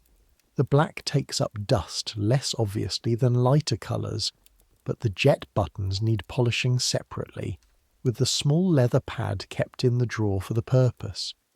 Agnes's hands move through this work with complete competence, muscle memory, the body's knowledge that exists below the level of thought. She's thinking simultaneously about the practical geometry of the next 3 days. Who will attend to what in Mrs. Alderton's room? What can be managed before, and what needs managing during? What arrangements need to be made? The practicalities of a Victorian mistress's indisposition were, from the domestic staff's perspective, a significant organisational exercise. It wasn't simply that the mistress was absent. The mistress was absent and present simultaneously. Present in her room with its ongoing needs. Absent from the management function she'd normally perform. The household needed to absorb those management functions into the existing structure, and the existing structure was already running at capacity. Mrs. Potts, the housekeeper, would manage the household. She was capable. She managed quite well, in fact, arguably better than Mrs. Alderton managed it, though this observation was not made out loud. Agnes would manage Mrs. Alderton's room. This meant more frequent attendance than usual, because the room itself had more needs than usual. The fire, the water, the chamber pot, the compresses, the trays, the specific requests that came unpredictably throughout the day. The pattern of up and down the stairs became more compressed, more constant. She notes, not for the first time, the way the physical labour of these days falls on her. The retirement that Mrs. Alderton takes is not a removal of labour from the household, it's a redistribution of it. The labour of managing the condition moves from Mrs. Alderton, who is now not required to manage it publicly, into Agnes, who manages it for her in addition to her regular duties. This is not resentment exactly. Agnes does not resent Mrs. Alderton in any simple or sharp way. But she's aware of the arithmetic. She's aware that the system works because someone absorbs what someone else puts down. And in this household, as in every household, the absorption is not evenly distributed. She finishes brushing the dress, checks the hem for any new wear, rehangs it in its case. From the other side of the connecting door she can hear the faint sound of Mrs. Alderton shifting in the bed, the creak of the India rubber sheet, the particular quality of stillness that means she's sleeping. Agnes allows herself one small moment of not envy, not quite, something adjacent. The awareness of the sleeping woman in the warm dark room and the standing woman in the cold dressing room, both of them inside the same fact of being female, the same monthly calendar, the same body doing its monthly thing, and the distance between those two experiences of the same event being the distance between having resources and not having resources. Then she goes back to work. I want to talk about Victorian attitudes toward menstrual pain specifically, because they are genuinely strange and revealing in ways that are worth spending time on. We've established that Victorian medicine considered menstruation a significant physiological event requiring some management, and that this created the social permission for women of means to rest. But what Victorian medicine thought about menstrual pain, dysmenorrhea in the medical language, is its own particular territory. Because the medical consensus of 1882 on the question of why some women experience significant pain during their periods was not, some people have more prostaglandins than others, or some people have a physiological predisposition to more intense contractions, or any other explanation that maps onto modern understanding. The medical consensus of 1882 was considerably more interesting. Primary dysmenorrhea, what we'd now call period pain without an underlying pathological cause, was attributed in Victorian medicine to a range of causes. Some doctors thought it was caused by a narrow or malpositioned cervix that impeded the flow of menstrual blood, the obstruction theory, which is actually occasionally correct but was applied far more broadly than the evidence supported. Some attributed it to excessive nervous sensitivity, a constitutional weakness of the nervous system that made the patient unable to tolerate sensations that other women managed more easily. Some believed it was a sign of general poor health, that a healthy woman wouldn't be significantly troubled by menstruation, that troublesome menstruation was itself a symptom of a problem that needed addressing. This last theory had a particular implication. If painful menstruation indicated a problem, the prescription was to address the problem, which meant the patient needed investigation, treatment, possibly quite aggressive treatment. Victorian gynecology was in a period of significant development in the 1880s, partly because the profession of gynecology was itself relatively new and eager to establish its territory and its necessity.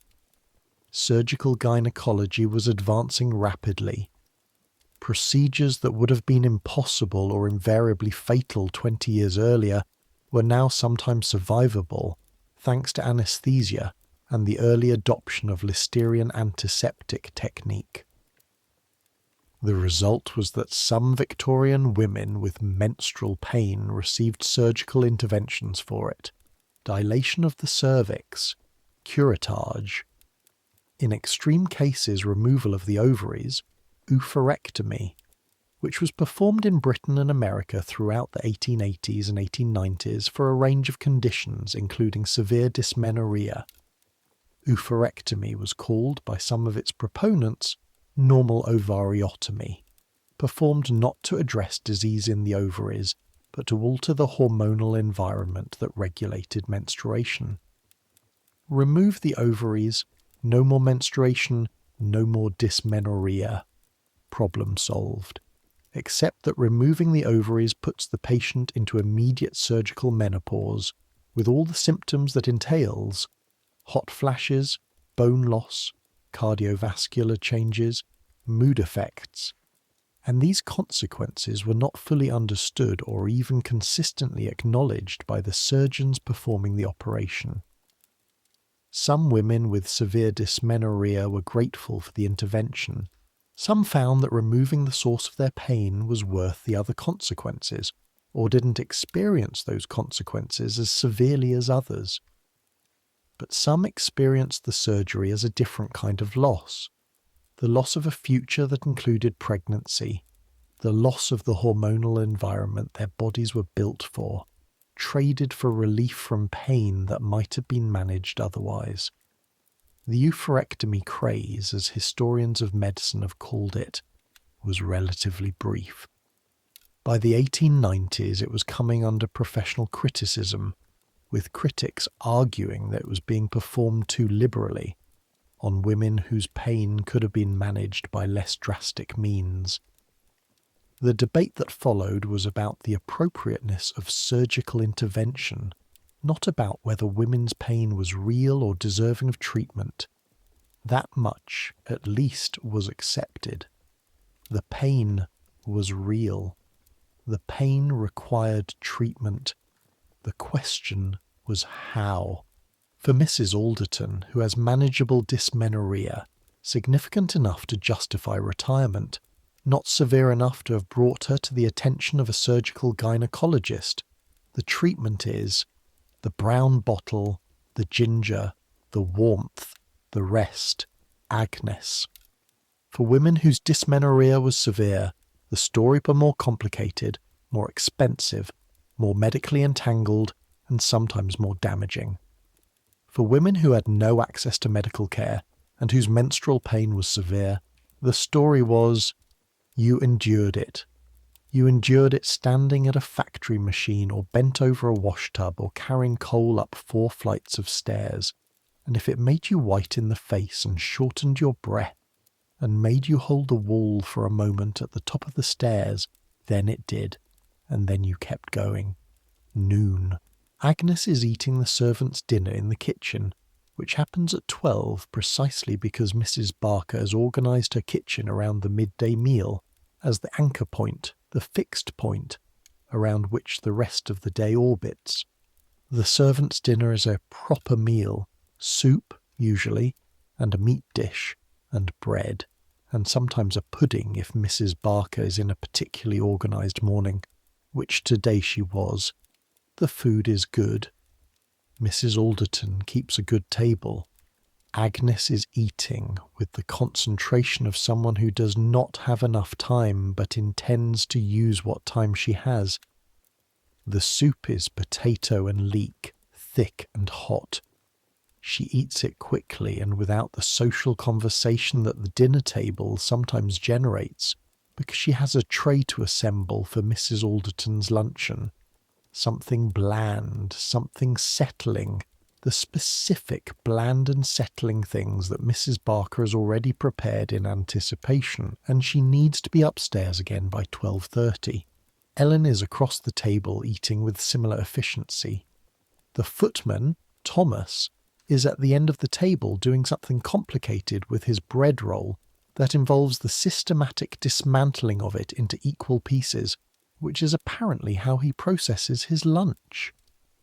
The kitchen maid, Bessie, is eating standing at the counter because she came in late and doesn't have time to sit.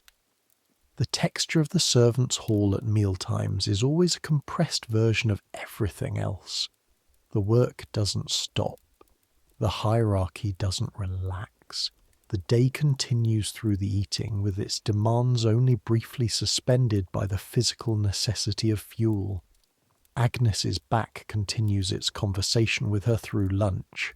She sits in the way that helps, slightly forward, weight on her sitting bones rather than her lower back, which is better than the alternative, and eats the potato soup and is grateful for the warmth of it, which is genuinely something, because warm food on a day like this day is a minor comfort, but a real one.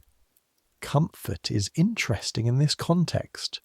The material comfort of Agnes's day, the warm soup, the fire in Mrs. Alderton's room she's near several times a day, the adequate food. These things are better than many women in 1882 have. She's not cold. She's not hungry. Her material conditions in the narrow terms of food and warmth and shelter are reasonable. The discomfort is in the narrower band.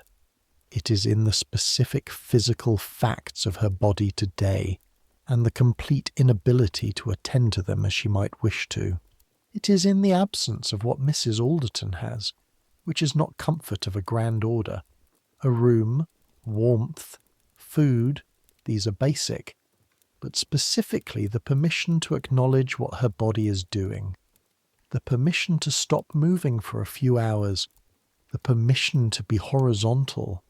That permission is what the class system distributes unevenly, not just luxury, not just material wealth, but the permission to admit that the body exists and sometimes needs things. Agnes will not have the permission today. She will have it on Sunday, if Sunday's not complicated by other requirements, and even then she will have it in the qualified way of Sunday rest in domestic service, which is rest within the ongoing requirement to be available if needed. She finishes the soup, eats the meat quickly, skips the pudding, and assembles Mrs. Alderton's tray. The luncheon tray for an indisposed Victorian mistress was its own language, a bland language, medicalised gentle. Arrowroot was popular. Arrowroot gruel, made from the starch of the arrowroot plant, the Victorian equivalent of plain crackers, easy on a reluctant stomach. Beef tea, which is reduced beef broth of such concentrated savouriness that it wakes the appetite even when the appetite has gone on leave. White bread, cut thin, with just a little butter if that seemed advisable. Perhaps a small piece of fruit, if the season and the stomach both permitted. Mrs. Barker has prepared a small potter's beef tea and a portion of arrowroot thickened to the right consistency. Not too thin, not so thick that it resists the spoon. And there is thinly sliced bread and a glass of barley water with lemon, which is mildly diuretic and mild enough to be soothing. And there is a small dish of preserved ginger in syrup, which is both pleasant and practically useful. Agnes assembles all of this onto the good tray, the one with the fitted legs that allows it to be used as a bed tray, and carries it up. Mrs. Alderton is awake. The laudanum that she took this morning has worked through, leaving her quieter and drowsier but present. Her colour is better than it was at 5:30. The rest, even pharmaceutical rest, has done something. Agnes, thank you. Agnes adjusts the tray legs, sets it across Mrs. Alderton's lap. She moves the pillows behind her back to support her upright. The arrowroot is very good today, ma'am. Mrs. Barker made it thicker than usual. Good. I can't bear thin arrowroot. It tastes like intention without follow-through. Agnes takes this observation on board without expression. Would you like me to read to you while you eat, ma'am? No, just be nearby, in case I need something. Of course, ma'am. Agnes takes her position. Then, in the chair near the fire that exists in this room specifically for this purpose, the companion chair, the attendant's chair, the chair that says someone is here, someone is present, you're not alone in the dark room. She sits, and the warmth of the fire reaches her, and for the next 20 minutes she is, in a kind of sideways and accidental way, resting. Not resting as Mrs. Alderton is resting. Not with permission, not legitimately, not in any way that could be described as rest, but sitting in a warm room in a chair while nothing is immediately required of her, which is the closest thing to rest she's going to get today. Her hands, which have not been still since 5:30, rest in her lap. She breathes. Outside, October London continues in its October way. The sound of horses on the road below, a vendor calling something in the street, the distant concussion of whatever construction is happening 2 streets over. The sounds are muffled by the heavy curtains and the warmth and the specific compressed atmosphere of the retiring room. From behind the screen, the faint crackle of the India rubber sheet as Mrs. Alderton shifts to reach the arrowroot. Agnes closes her eyes, not asleep, just closed. One of the things she has learned in 4 years of domestic service is how to rest her eyes without sleeping, how to be present and absent simultaneously, to keep the surface of her attention monitoring the room. Any sound from the bed, any change in Mrs. Alderton's breathing, any request, while the deeper layer of her takes something for itself.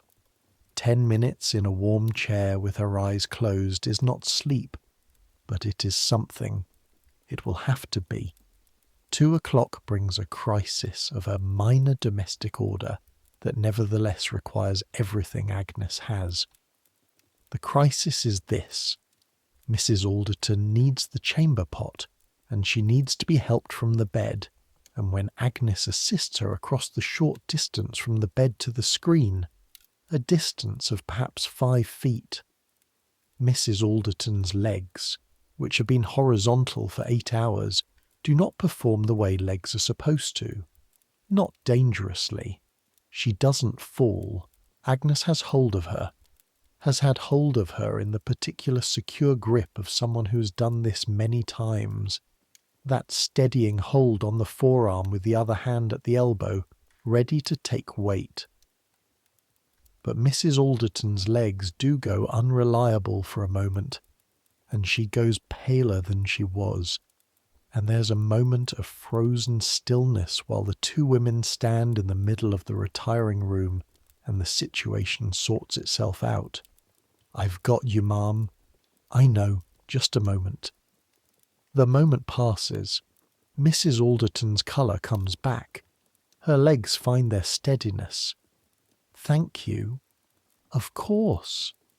Agnes manages the rest of it, helping her to the chamber pot, waiting with her back turned, helping her back to the bed, managing the practical aftermath of the chamber pot, with the neutral, competent efficiency she has developed as armour against the inherent awkwardness of attending to another person's most private bodily functions. This is work that doesn't appear in any job description. It isn't in any advertisement for ladies' maids, but it is the core of the job, the irreducible centre of it. You are here because another woman needs someone to manage the body-related things that cannot be managed alone. The dressing, the undressing, the hair, the button at the back of the collar that she can't reach, the pin in the hem that needs adjusting, the pot behind the screen. All of it, in the end, is attendance to the body. Mrs. Alderton's body, and the way the world is not designed to make that body self-sufficient.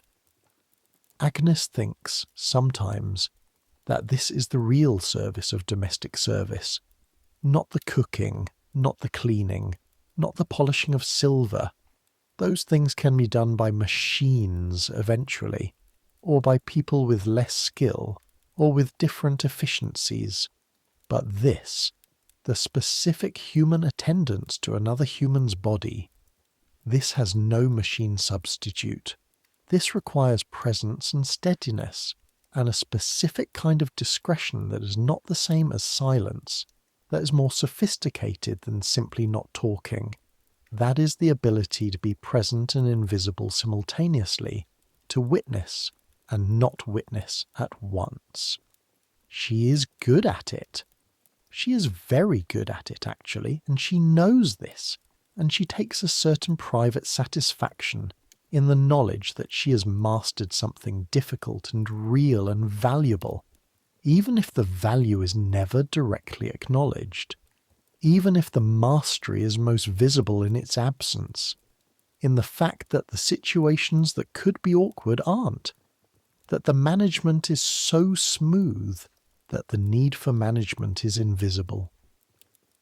Mrs. Alderton is settled back against her pillows. Agnes. Yes, ma'am. You're very good at this. Agnes looks at her. Thank you, ma'am.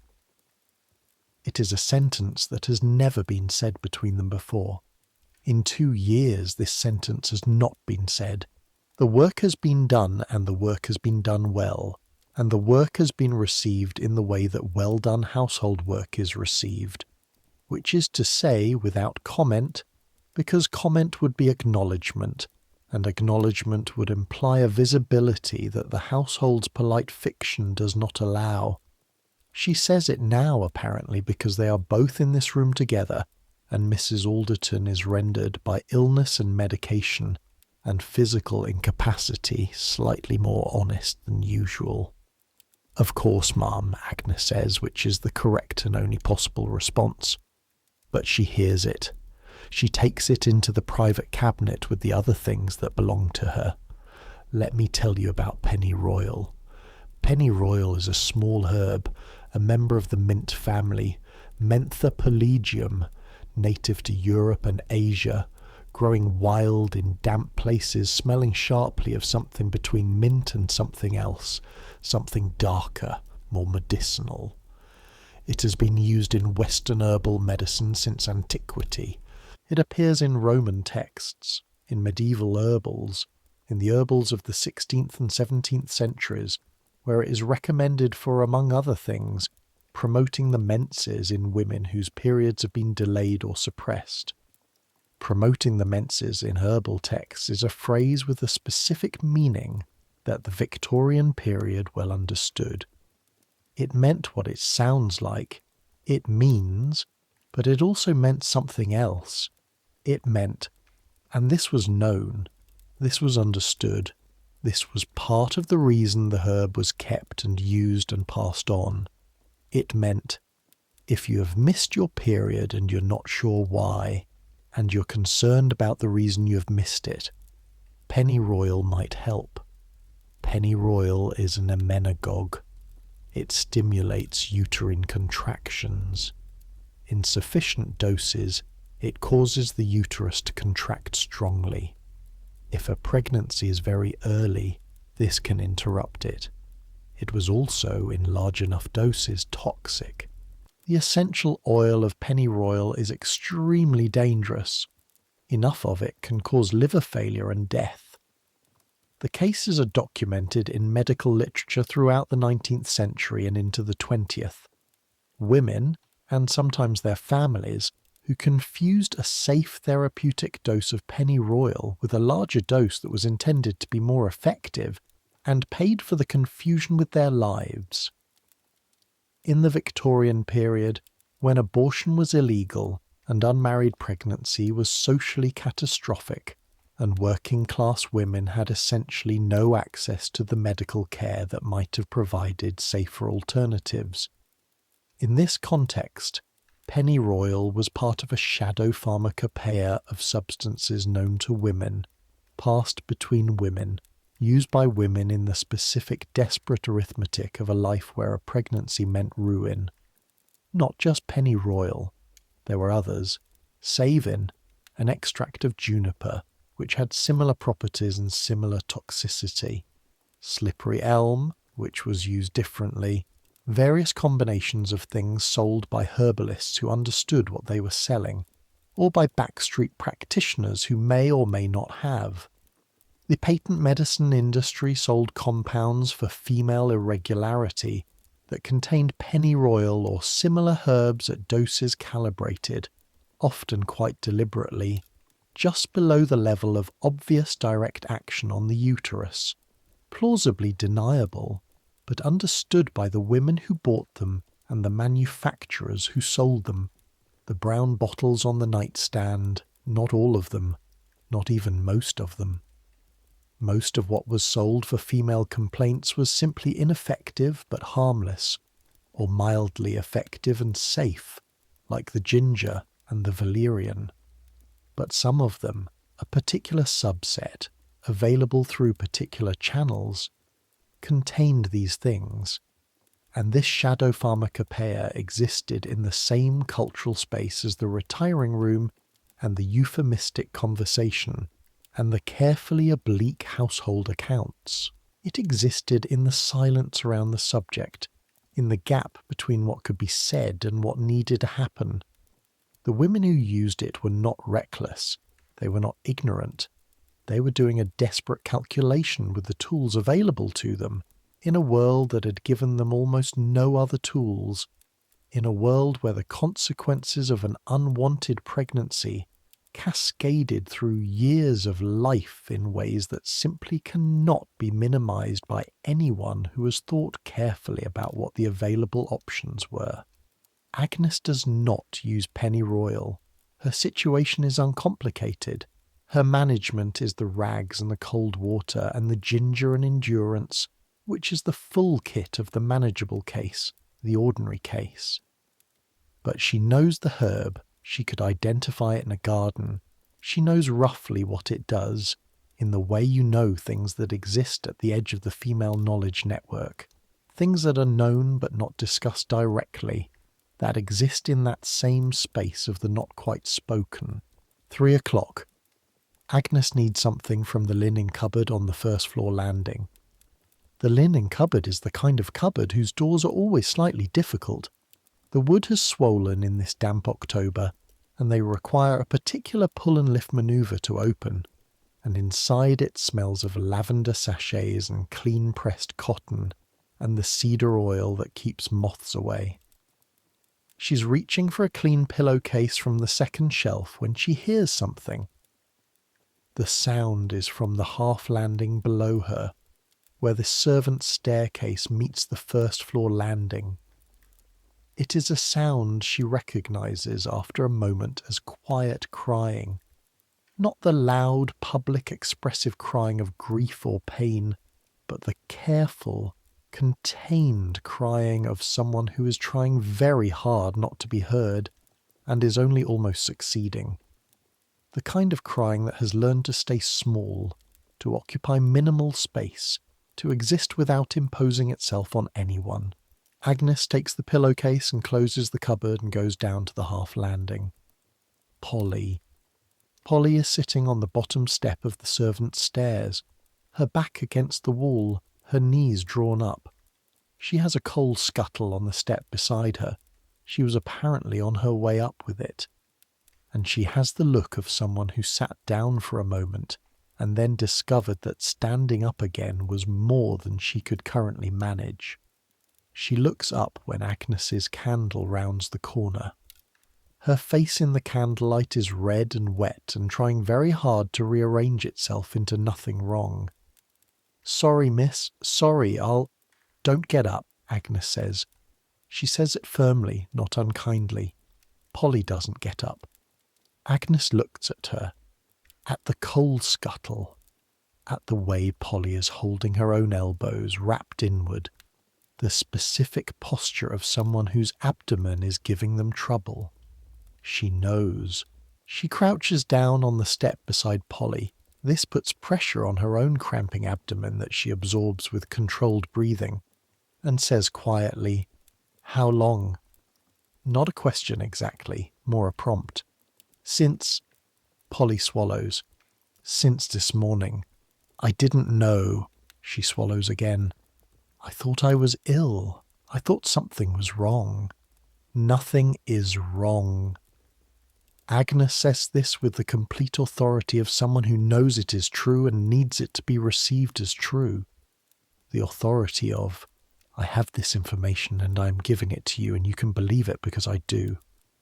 Polly's eyes fill up again. "It's a lot," Polly says. "I didn't expect it to be." She gestures vaguely at herself. "I know. It's often a lot at first." They sit there for a moment on the half landing, the two of them, Agnes with the pillowcase, Polly with the coal scuttle. Upstairs the household continues. The sound of Mrs. Alderton's fire needing attention, the distant noise of the kitchen, Thomas's measured tread in the front hall. Agnes says, "Have you got anything? Have you got rags?" Polly shakes her head. "All right." Agnes stands up. "I'm going to get you what you need. Wait here." She goes up to the attic, to her room, and she comes back with 2 clean rags from her own supply. Her own supply that she has prepared for herself, that she has planned around her own month. And she comes back to the half landing and she shows Polly, quickly and practically, what to do with them. There is nothing romantic or ceremonial about this. It is purely practical.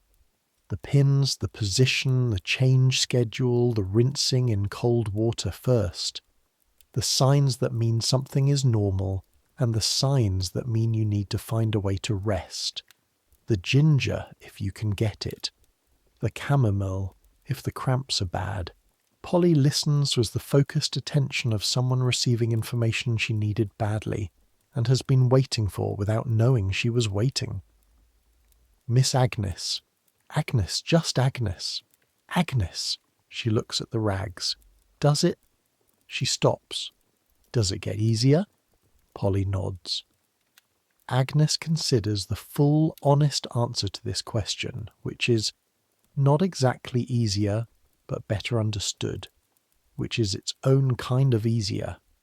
The known thing is survivable in a way the unknown thing isn't. Not because the known thing is less difficult, but because difficulty you can anticipate and prepare for is different from difficulty that ambushes you. You build systems, you build knowledge, you build a small parallel economy of management that every woman builds quietly over years. What she says is, yes, it does. Then, take the coal scuttle up and then go to the washroom and sort yourself out. I'll tell Mrs. Barker you needed a few minutes. She won't ask why. She won't. Mrs. Barker has been running this kitchen for 11 years and has managed the monthly logistics of every female servant who has worked here in those 11 years. She asks nothing. She is, in her own way, simply competent about it. The way she's competent about everything. Polly nods. She picks up the coal scuttle. She is steadier than she was. Agnes watches her go up the stairs. Then she goes back to the linen cupboard for a second pillowcase, because she realizes she only got one, and continues the afternoon. Here is the thing about the silence. I've been circling around it and I want to address it directly, because the silence is the strangest and in some ways the most significant aspect of all of this. Menstruation is, in biological terms, completely ordinary. It is one of the most consistent and regular physiological events in human female life, as regular as sleeping, as unavoidable as hunger. It happens to approximately half the human population for the majority of their adult lives. It has been happening without interruption for as long as Homo sapiens has existed. The biology has not changed. The basic experience has not changed, and yet, in the culture of Victorian England, it could not be named, could not be discussed in mixed company, could not be referenced in print except in the most heavily encoded way, could not appear in household accounts under its real name, could not be acknowledged in the presence of men, of children, of anyone for whom the knowledge was deemed inappropriate, which was nearly everyone. This is strange. When you really think about it, when you sit with the actual fact of it, it is very strange that something this universal, this predictable, this biologically inevitable, was treated as something that needed to be suppressed to this degree. And the suppression had costs, real, practical, measurable costs. The cost to knowledge. Because the subject couldn't be discussed, medical understanding was slow to develop. The basic physiology of menstruation was not well understood in 1882. The hormonal mechanisms, estrogen, progesterone, the cycle, were entirely unknown. Endometriosis, the condition in which endometrial tissue grows outside the uterus and causes severe pain, was not described as a distinct condition until 1927. Women suffering from it in 1882 were told they had constitutional weakness or excessive nervous sensitivity and were given laudanum and sent home. The disease process causing their pain remained invisible for decades because the pain was in territory so coded, so euphemized, so removed from ordinary clinical language that it was difficult to investigate.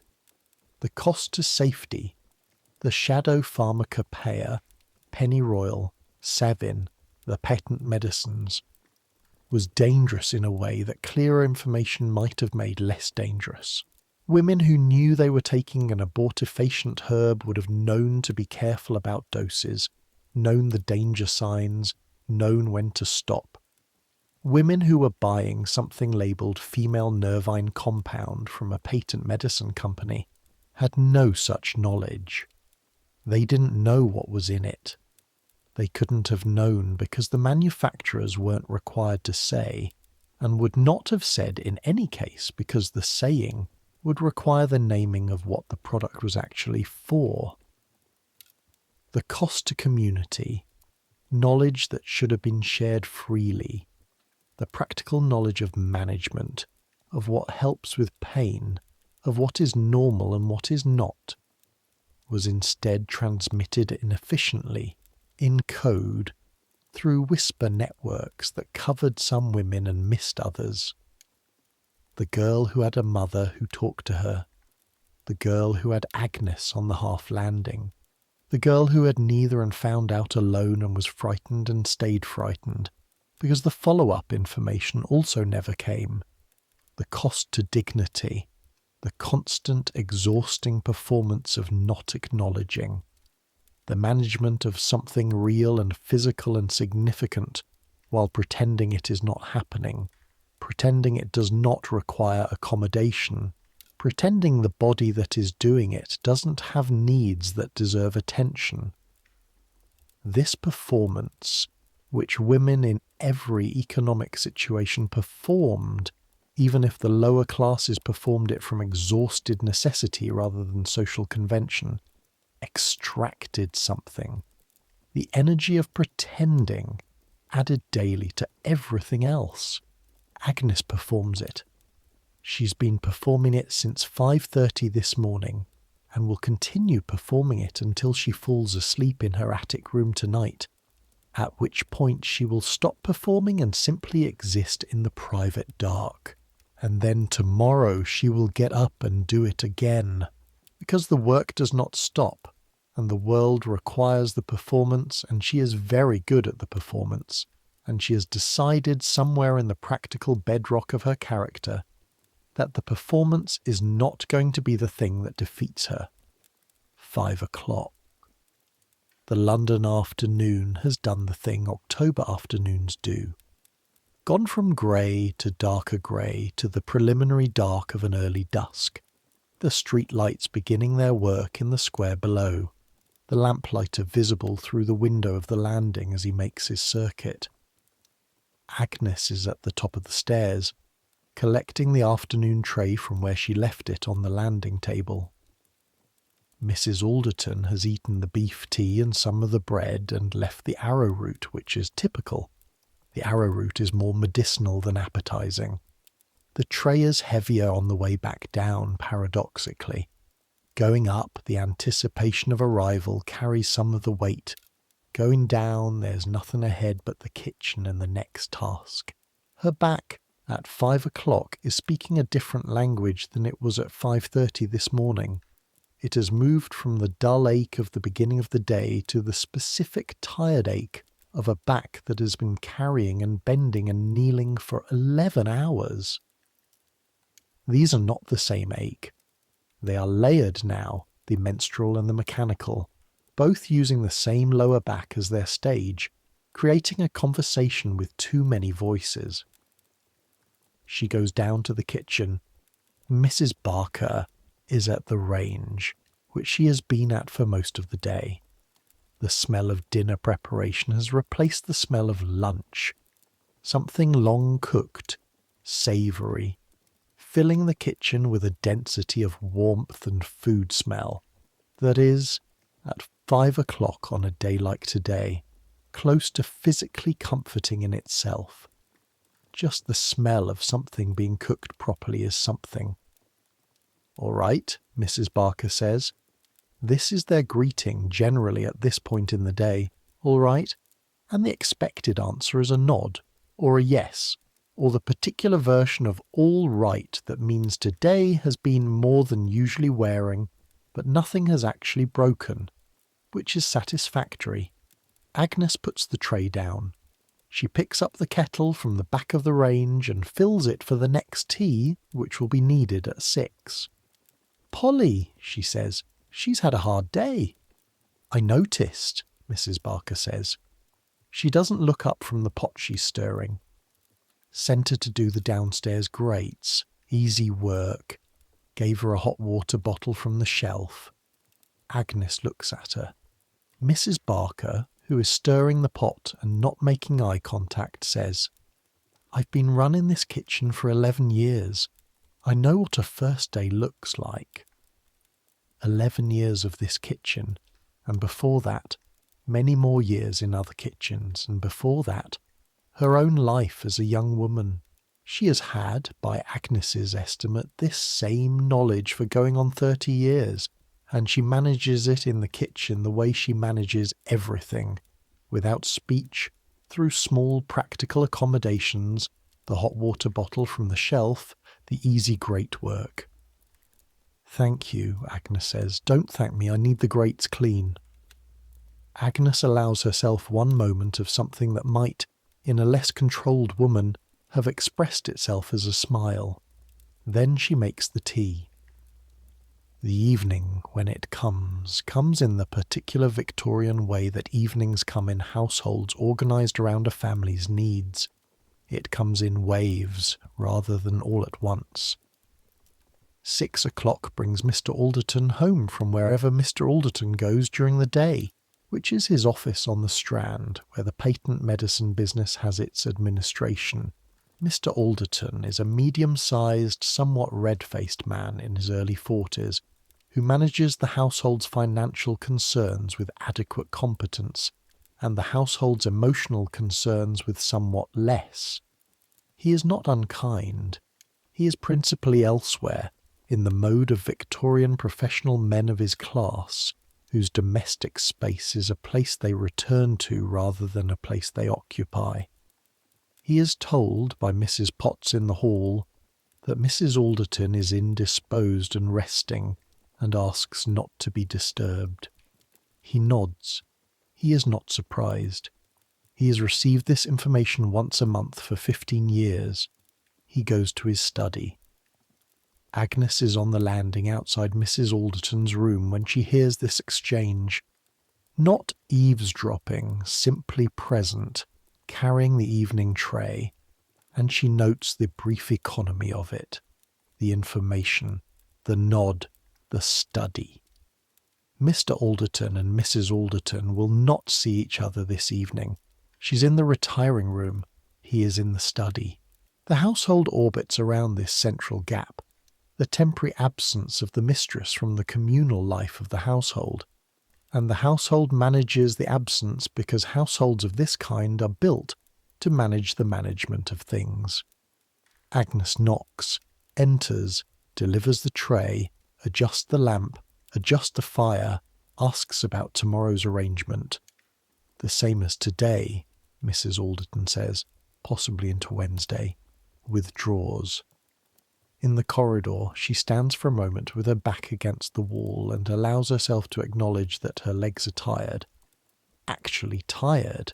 Not the performance of tiredness that she manages past, but the deep end-of-day tired that 11 hours of almost continuous movement produces. She's going to be awake for at least 3 more hours. The servants eat their evening meal at 7, and there are the evening duties after. Mrs. Alderton will need her for several hours yet, and then there is the putting away and the preparation for tomorrow, and she will not see her room until 10 at the earliest, and then she will be up again at 2. 4 hours of sleep. This is not unusual. This is most days. She picks up the empty tray and goes back downstairs. Let me tell you what happens eventually. Not to Agnes specifically, though we will come back to Agnes, but the broader picture. What eventually happens to the retiring room, to the silence, to the centuries-long management of the unacknowledged. The first commercial sanitary napkin, Johnson & Johnson's Lister's towels, introduced in 1896, failed commercially at first, partly because women were too embarrassed to buy them from male pharmacists, and the male pharmacists were, in return, reluctant to stock items that required them to have a conversation they didn't know how to have. The product existed. The product worked. The product sat in storerooms while women continued with rags, because the transaction required to access the product was more than the social framework could accommodate. It wasn't until the 1920s, when Kimberly-Clark marketed Kotex, disposable pads made from wood pulp, the technology that had been developing since the 1880s, and specifically marketed them through a system designed to minimize the embarrassing transaction, that disposable pads became widely used. Kotex was sold in boxes that could be taken from a counter display without requiring the customer to ask for them. You picked up the box. You put it in your basket. You paid for it. No conversation necessary. The box design was the revolution, not the product. The product had existed for decades. The revolution was finding a way to make the transaction silent, because the silence had been the obstacle all along. The silence about the product was the product of the silence about the condition, and the silence about the condition was the product of centuries of accumulated shame, and the shame was the product of beliefs that went back past Pliny and past the medieval physicians, back to some very early human decision that this particular biological event was something that needed to be hidden, that women experiencing it were something other than ordinary, that the blood of menstruation meant something, danger, pollution, power, weakness, mystery, that could not simply be acknowledged as what it was. Ordinary biology, happening monthly, requiring practical management. The tampon followed the pad. The menstrual cup was invented in the 1930s but took decades to reach widespread use, hampered by, again, the impossibility of discussing it clearly. The hormonal contraceptive pill introduced in the 1960s changed menstrual management for millions of women by reducing flow and pain, and ultimately, for some women, eliminating periods altogether, though the full significance of this was not, perhaps, initially understood by the men who designed it, or the regulators who approved it. Modern period underwear, modern menstrual discs, the entire apparatus of contemporary management, available in the supermarket alongside everything else, in packaging that does not particularly hide what it is. All of it paid for partly by the women who came before, the women who managed with rags and cold water and 5 minutes on the half landing, the women who retired to their rooms once a month and called it a headache because the headache was what they were allowed to call it, the women who bought Nervine compound from the pharmacist and understood what it was really for and never said so out loud. The knowledge is free now. You can look it up in 30 seconds. The biology is taught in schools, described in textbooks, discussed in doctors' offices in language that is clear and direct and does not require a code to understand. The products are in the supermarket. The pain medication is available without prescription. The silence is not entirely gone. There are still cultures, still communities, still individual families where the silence persists, where the code is still in use, where the knowledge still has to travel around the edges rather than through the centre.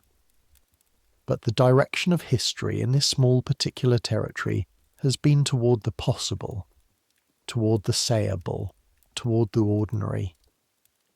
The retiring room is empty now. The brown bottles are gone, or they contain aspirin. The India rubber sheet under the mattress has been replaced by devices rather more specific and more effective and more dignified. The coded account book's entry for sundry female supplies has been replaced by a credit card transaction at the supermarket checkout. Agnes's rags, hemmed along the edges, pinned with steel pins, rinsed in cold water in the private basin of her attic room, are gone from the world. Nobody has to do that anymore. This is unambiguously good. It is worth noting that it is good. Worth marking the distance between there and here, between the 5 minutes on the half landing and the full supermarket aisle, between the whisper network and the freely shared information, between the pretended headache and the ordinary acknowledgement. It is good that this changed. It is worth knowing how it was. Agnes comes back to her room at 10:30. Ellen is already there, half asleep in her bed, with the particular boneless quality of someone who is 2/3 the way to unconscious. She opens one eye when Agnes comes in, registers that Agnes is there, closes the eye again. The room is cold. Agnes's candle turns it amber and small. She sits on the edge of her bed and takes off her shoes. Her feet, inside the shoes, are the specific tired warmth of feet that have been standing and moving for over 16 hours. She holds one foot in both hands for a moment, pressing her thumbs along the arch. Her back is in the post-day state of having been used hard and now being allowed, very slightly, to complain. She gives it a moment. She lets the complaint be acknowledged, the rags to be rinsed. She does this now, efficiently, the cold water from the basin turning briefly pink and then clearing, the flannel wrung out carefully and folded onto the window ledge to dry overnight. The window is shut. October, so the cold will not reach it until morning, and by morning it will be dry enough. She changes into her nightgown. This is the specific relief of the end of a long day, the peeling away of the working self, the putting down of the clothing that is also the putting down of the role. Lady's maid, all day. Down comes the apron and the black dress and the cap, and what is left is just Agnes, in a room in Kensington, age 22. She gets into bed. The mattress is not what Mrs. Alderton's mattress is. She knows Mrs. Alderton's mattress. She makes it every morning. She knows its quality. She knows the exact depth of its resistance when she presses her hand into it to test whether the sheets are laid smoothly. Hers is considerably simpler. It is adequate. It is her own.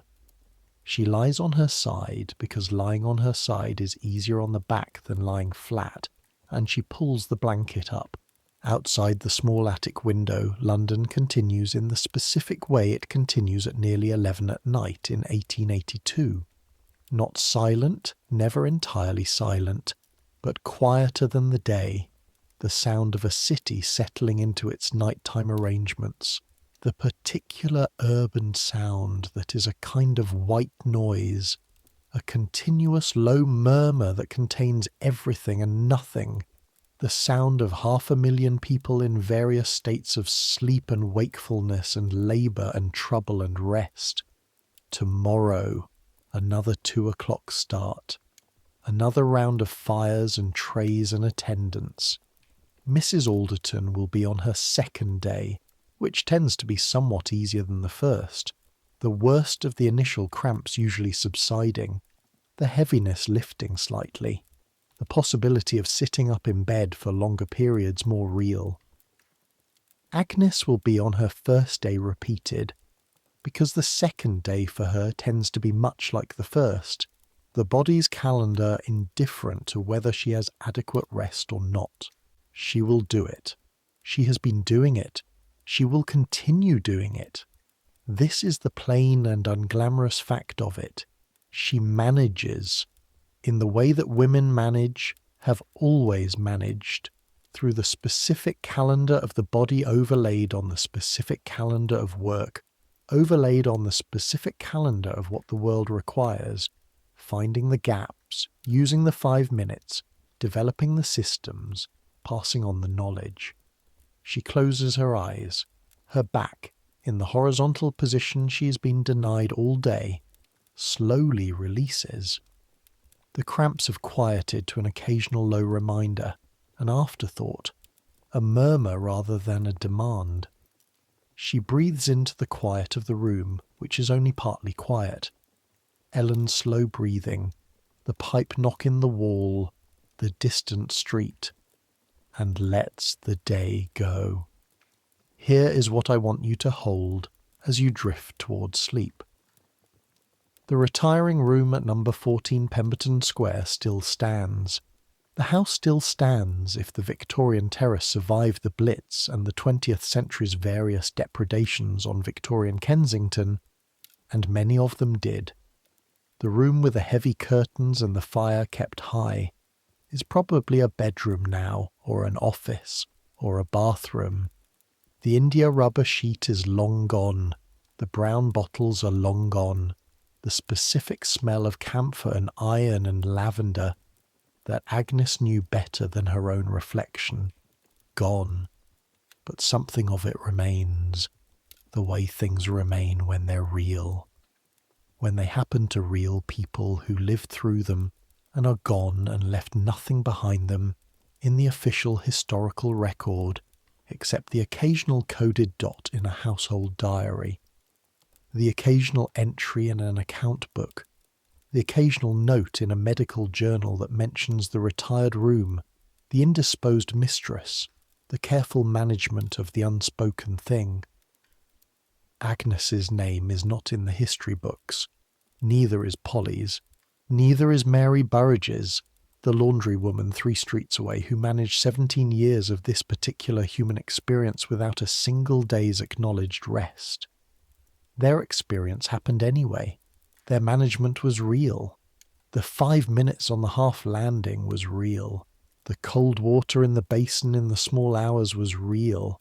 The nod between Agnes and Ellen in the kitchen was real.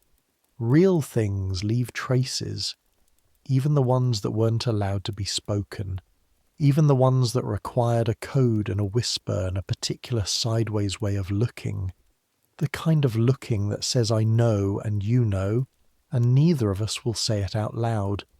You can find the traces if you know where to look. In the household manuals with their careful circumlocutions, in the diaries with their coded dots, in the account books with their sundry female supplies, in the medical journals with their careful case studies, in the architecture of the Victorian townhouse, which knows about the retiring room even when the estate agent doesn't mention it. Agnes Hartley, 22 years old, lady's maid, from Shropshire via an agency on Pimlico Road, who stood in the upstairs corridor at 5:30 in the morning on a Tuesday in October with a tray in one hand and a candle in the other, and did the quiet arithmetic of her own body.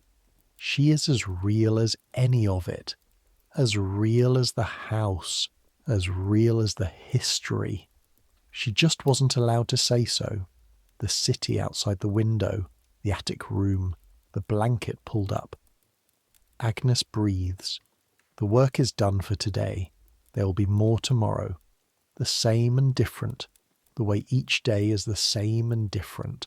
The house the same house, and the work the same work, and the body the same body doing its particular thing, cycling through its particular month, reliable and unremarkable and completely unspeakable.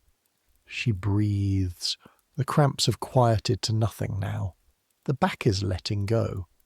The weight of the day, held so long, finally put down. The professional face, held so long, finally off. Just a young woman, in a room, at the end of a long day. Just a body doing what bodies do in a city of 500,000 bodies doing the same. Each one in its own private room with its own private silence. Centuries ahead of her, someone will be sleeping in this room maybe, or a room like it, and the window will look out onto the same London sky, different and the same, and the body in the bed will be a different body doing the same things bodies do, cycling through the same months, the same calendar, the same human fact. Some things don't change. The need for rest at the end of a long day doesn't change. The particular relief of the horizontal after hours of the vertical, the specific comfort of the blanket, the slowing of the breath, the letting go. You have carried the day. It is heavy. The day, in the particular way this kind of day is heavy. Not dramatically. Not in any way that gets into history books or gets told at dinner tables or gets commemorated. Just the ordinary weight of ordinary work in an ordinary body, managed with ordinary skill and ordinary endurance, and the quiet inheritance of the ordinary knowledge that women have always passed, in codes and whispers and nods between themselves. You have managed. You're warm enough, fed enough, safe enough. You're here, in this room, in this city, in this body, in this particular, unremarkable, extraordinary human moment of being at the end of the day, and knowing that the day is done.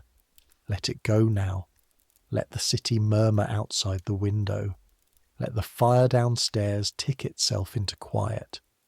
Let Ellen breathe her slow, steady breath across the room.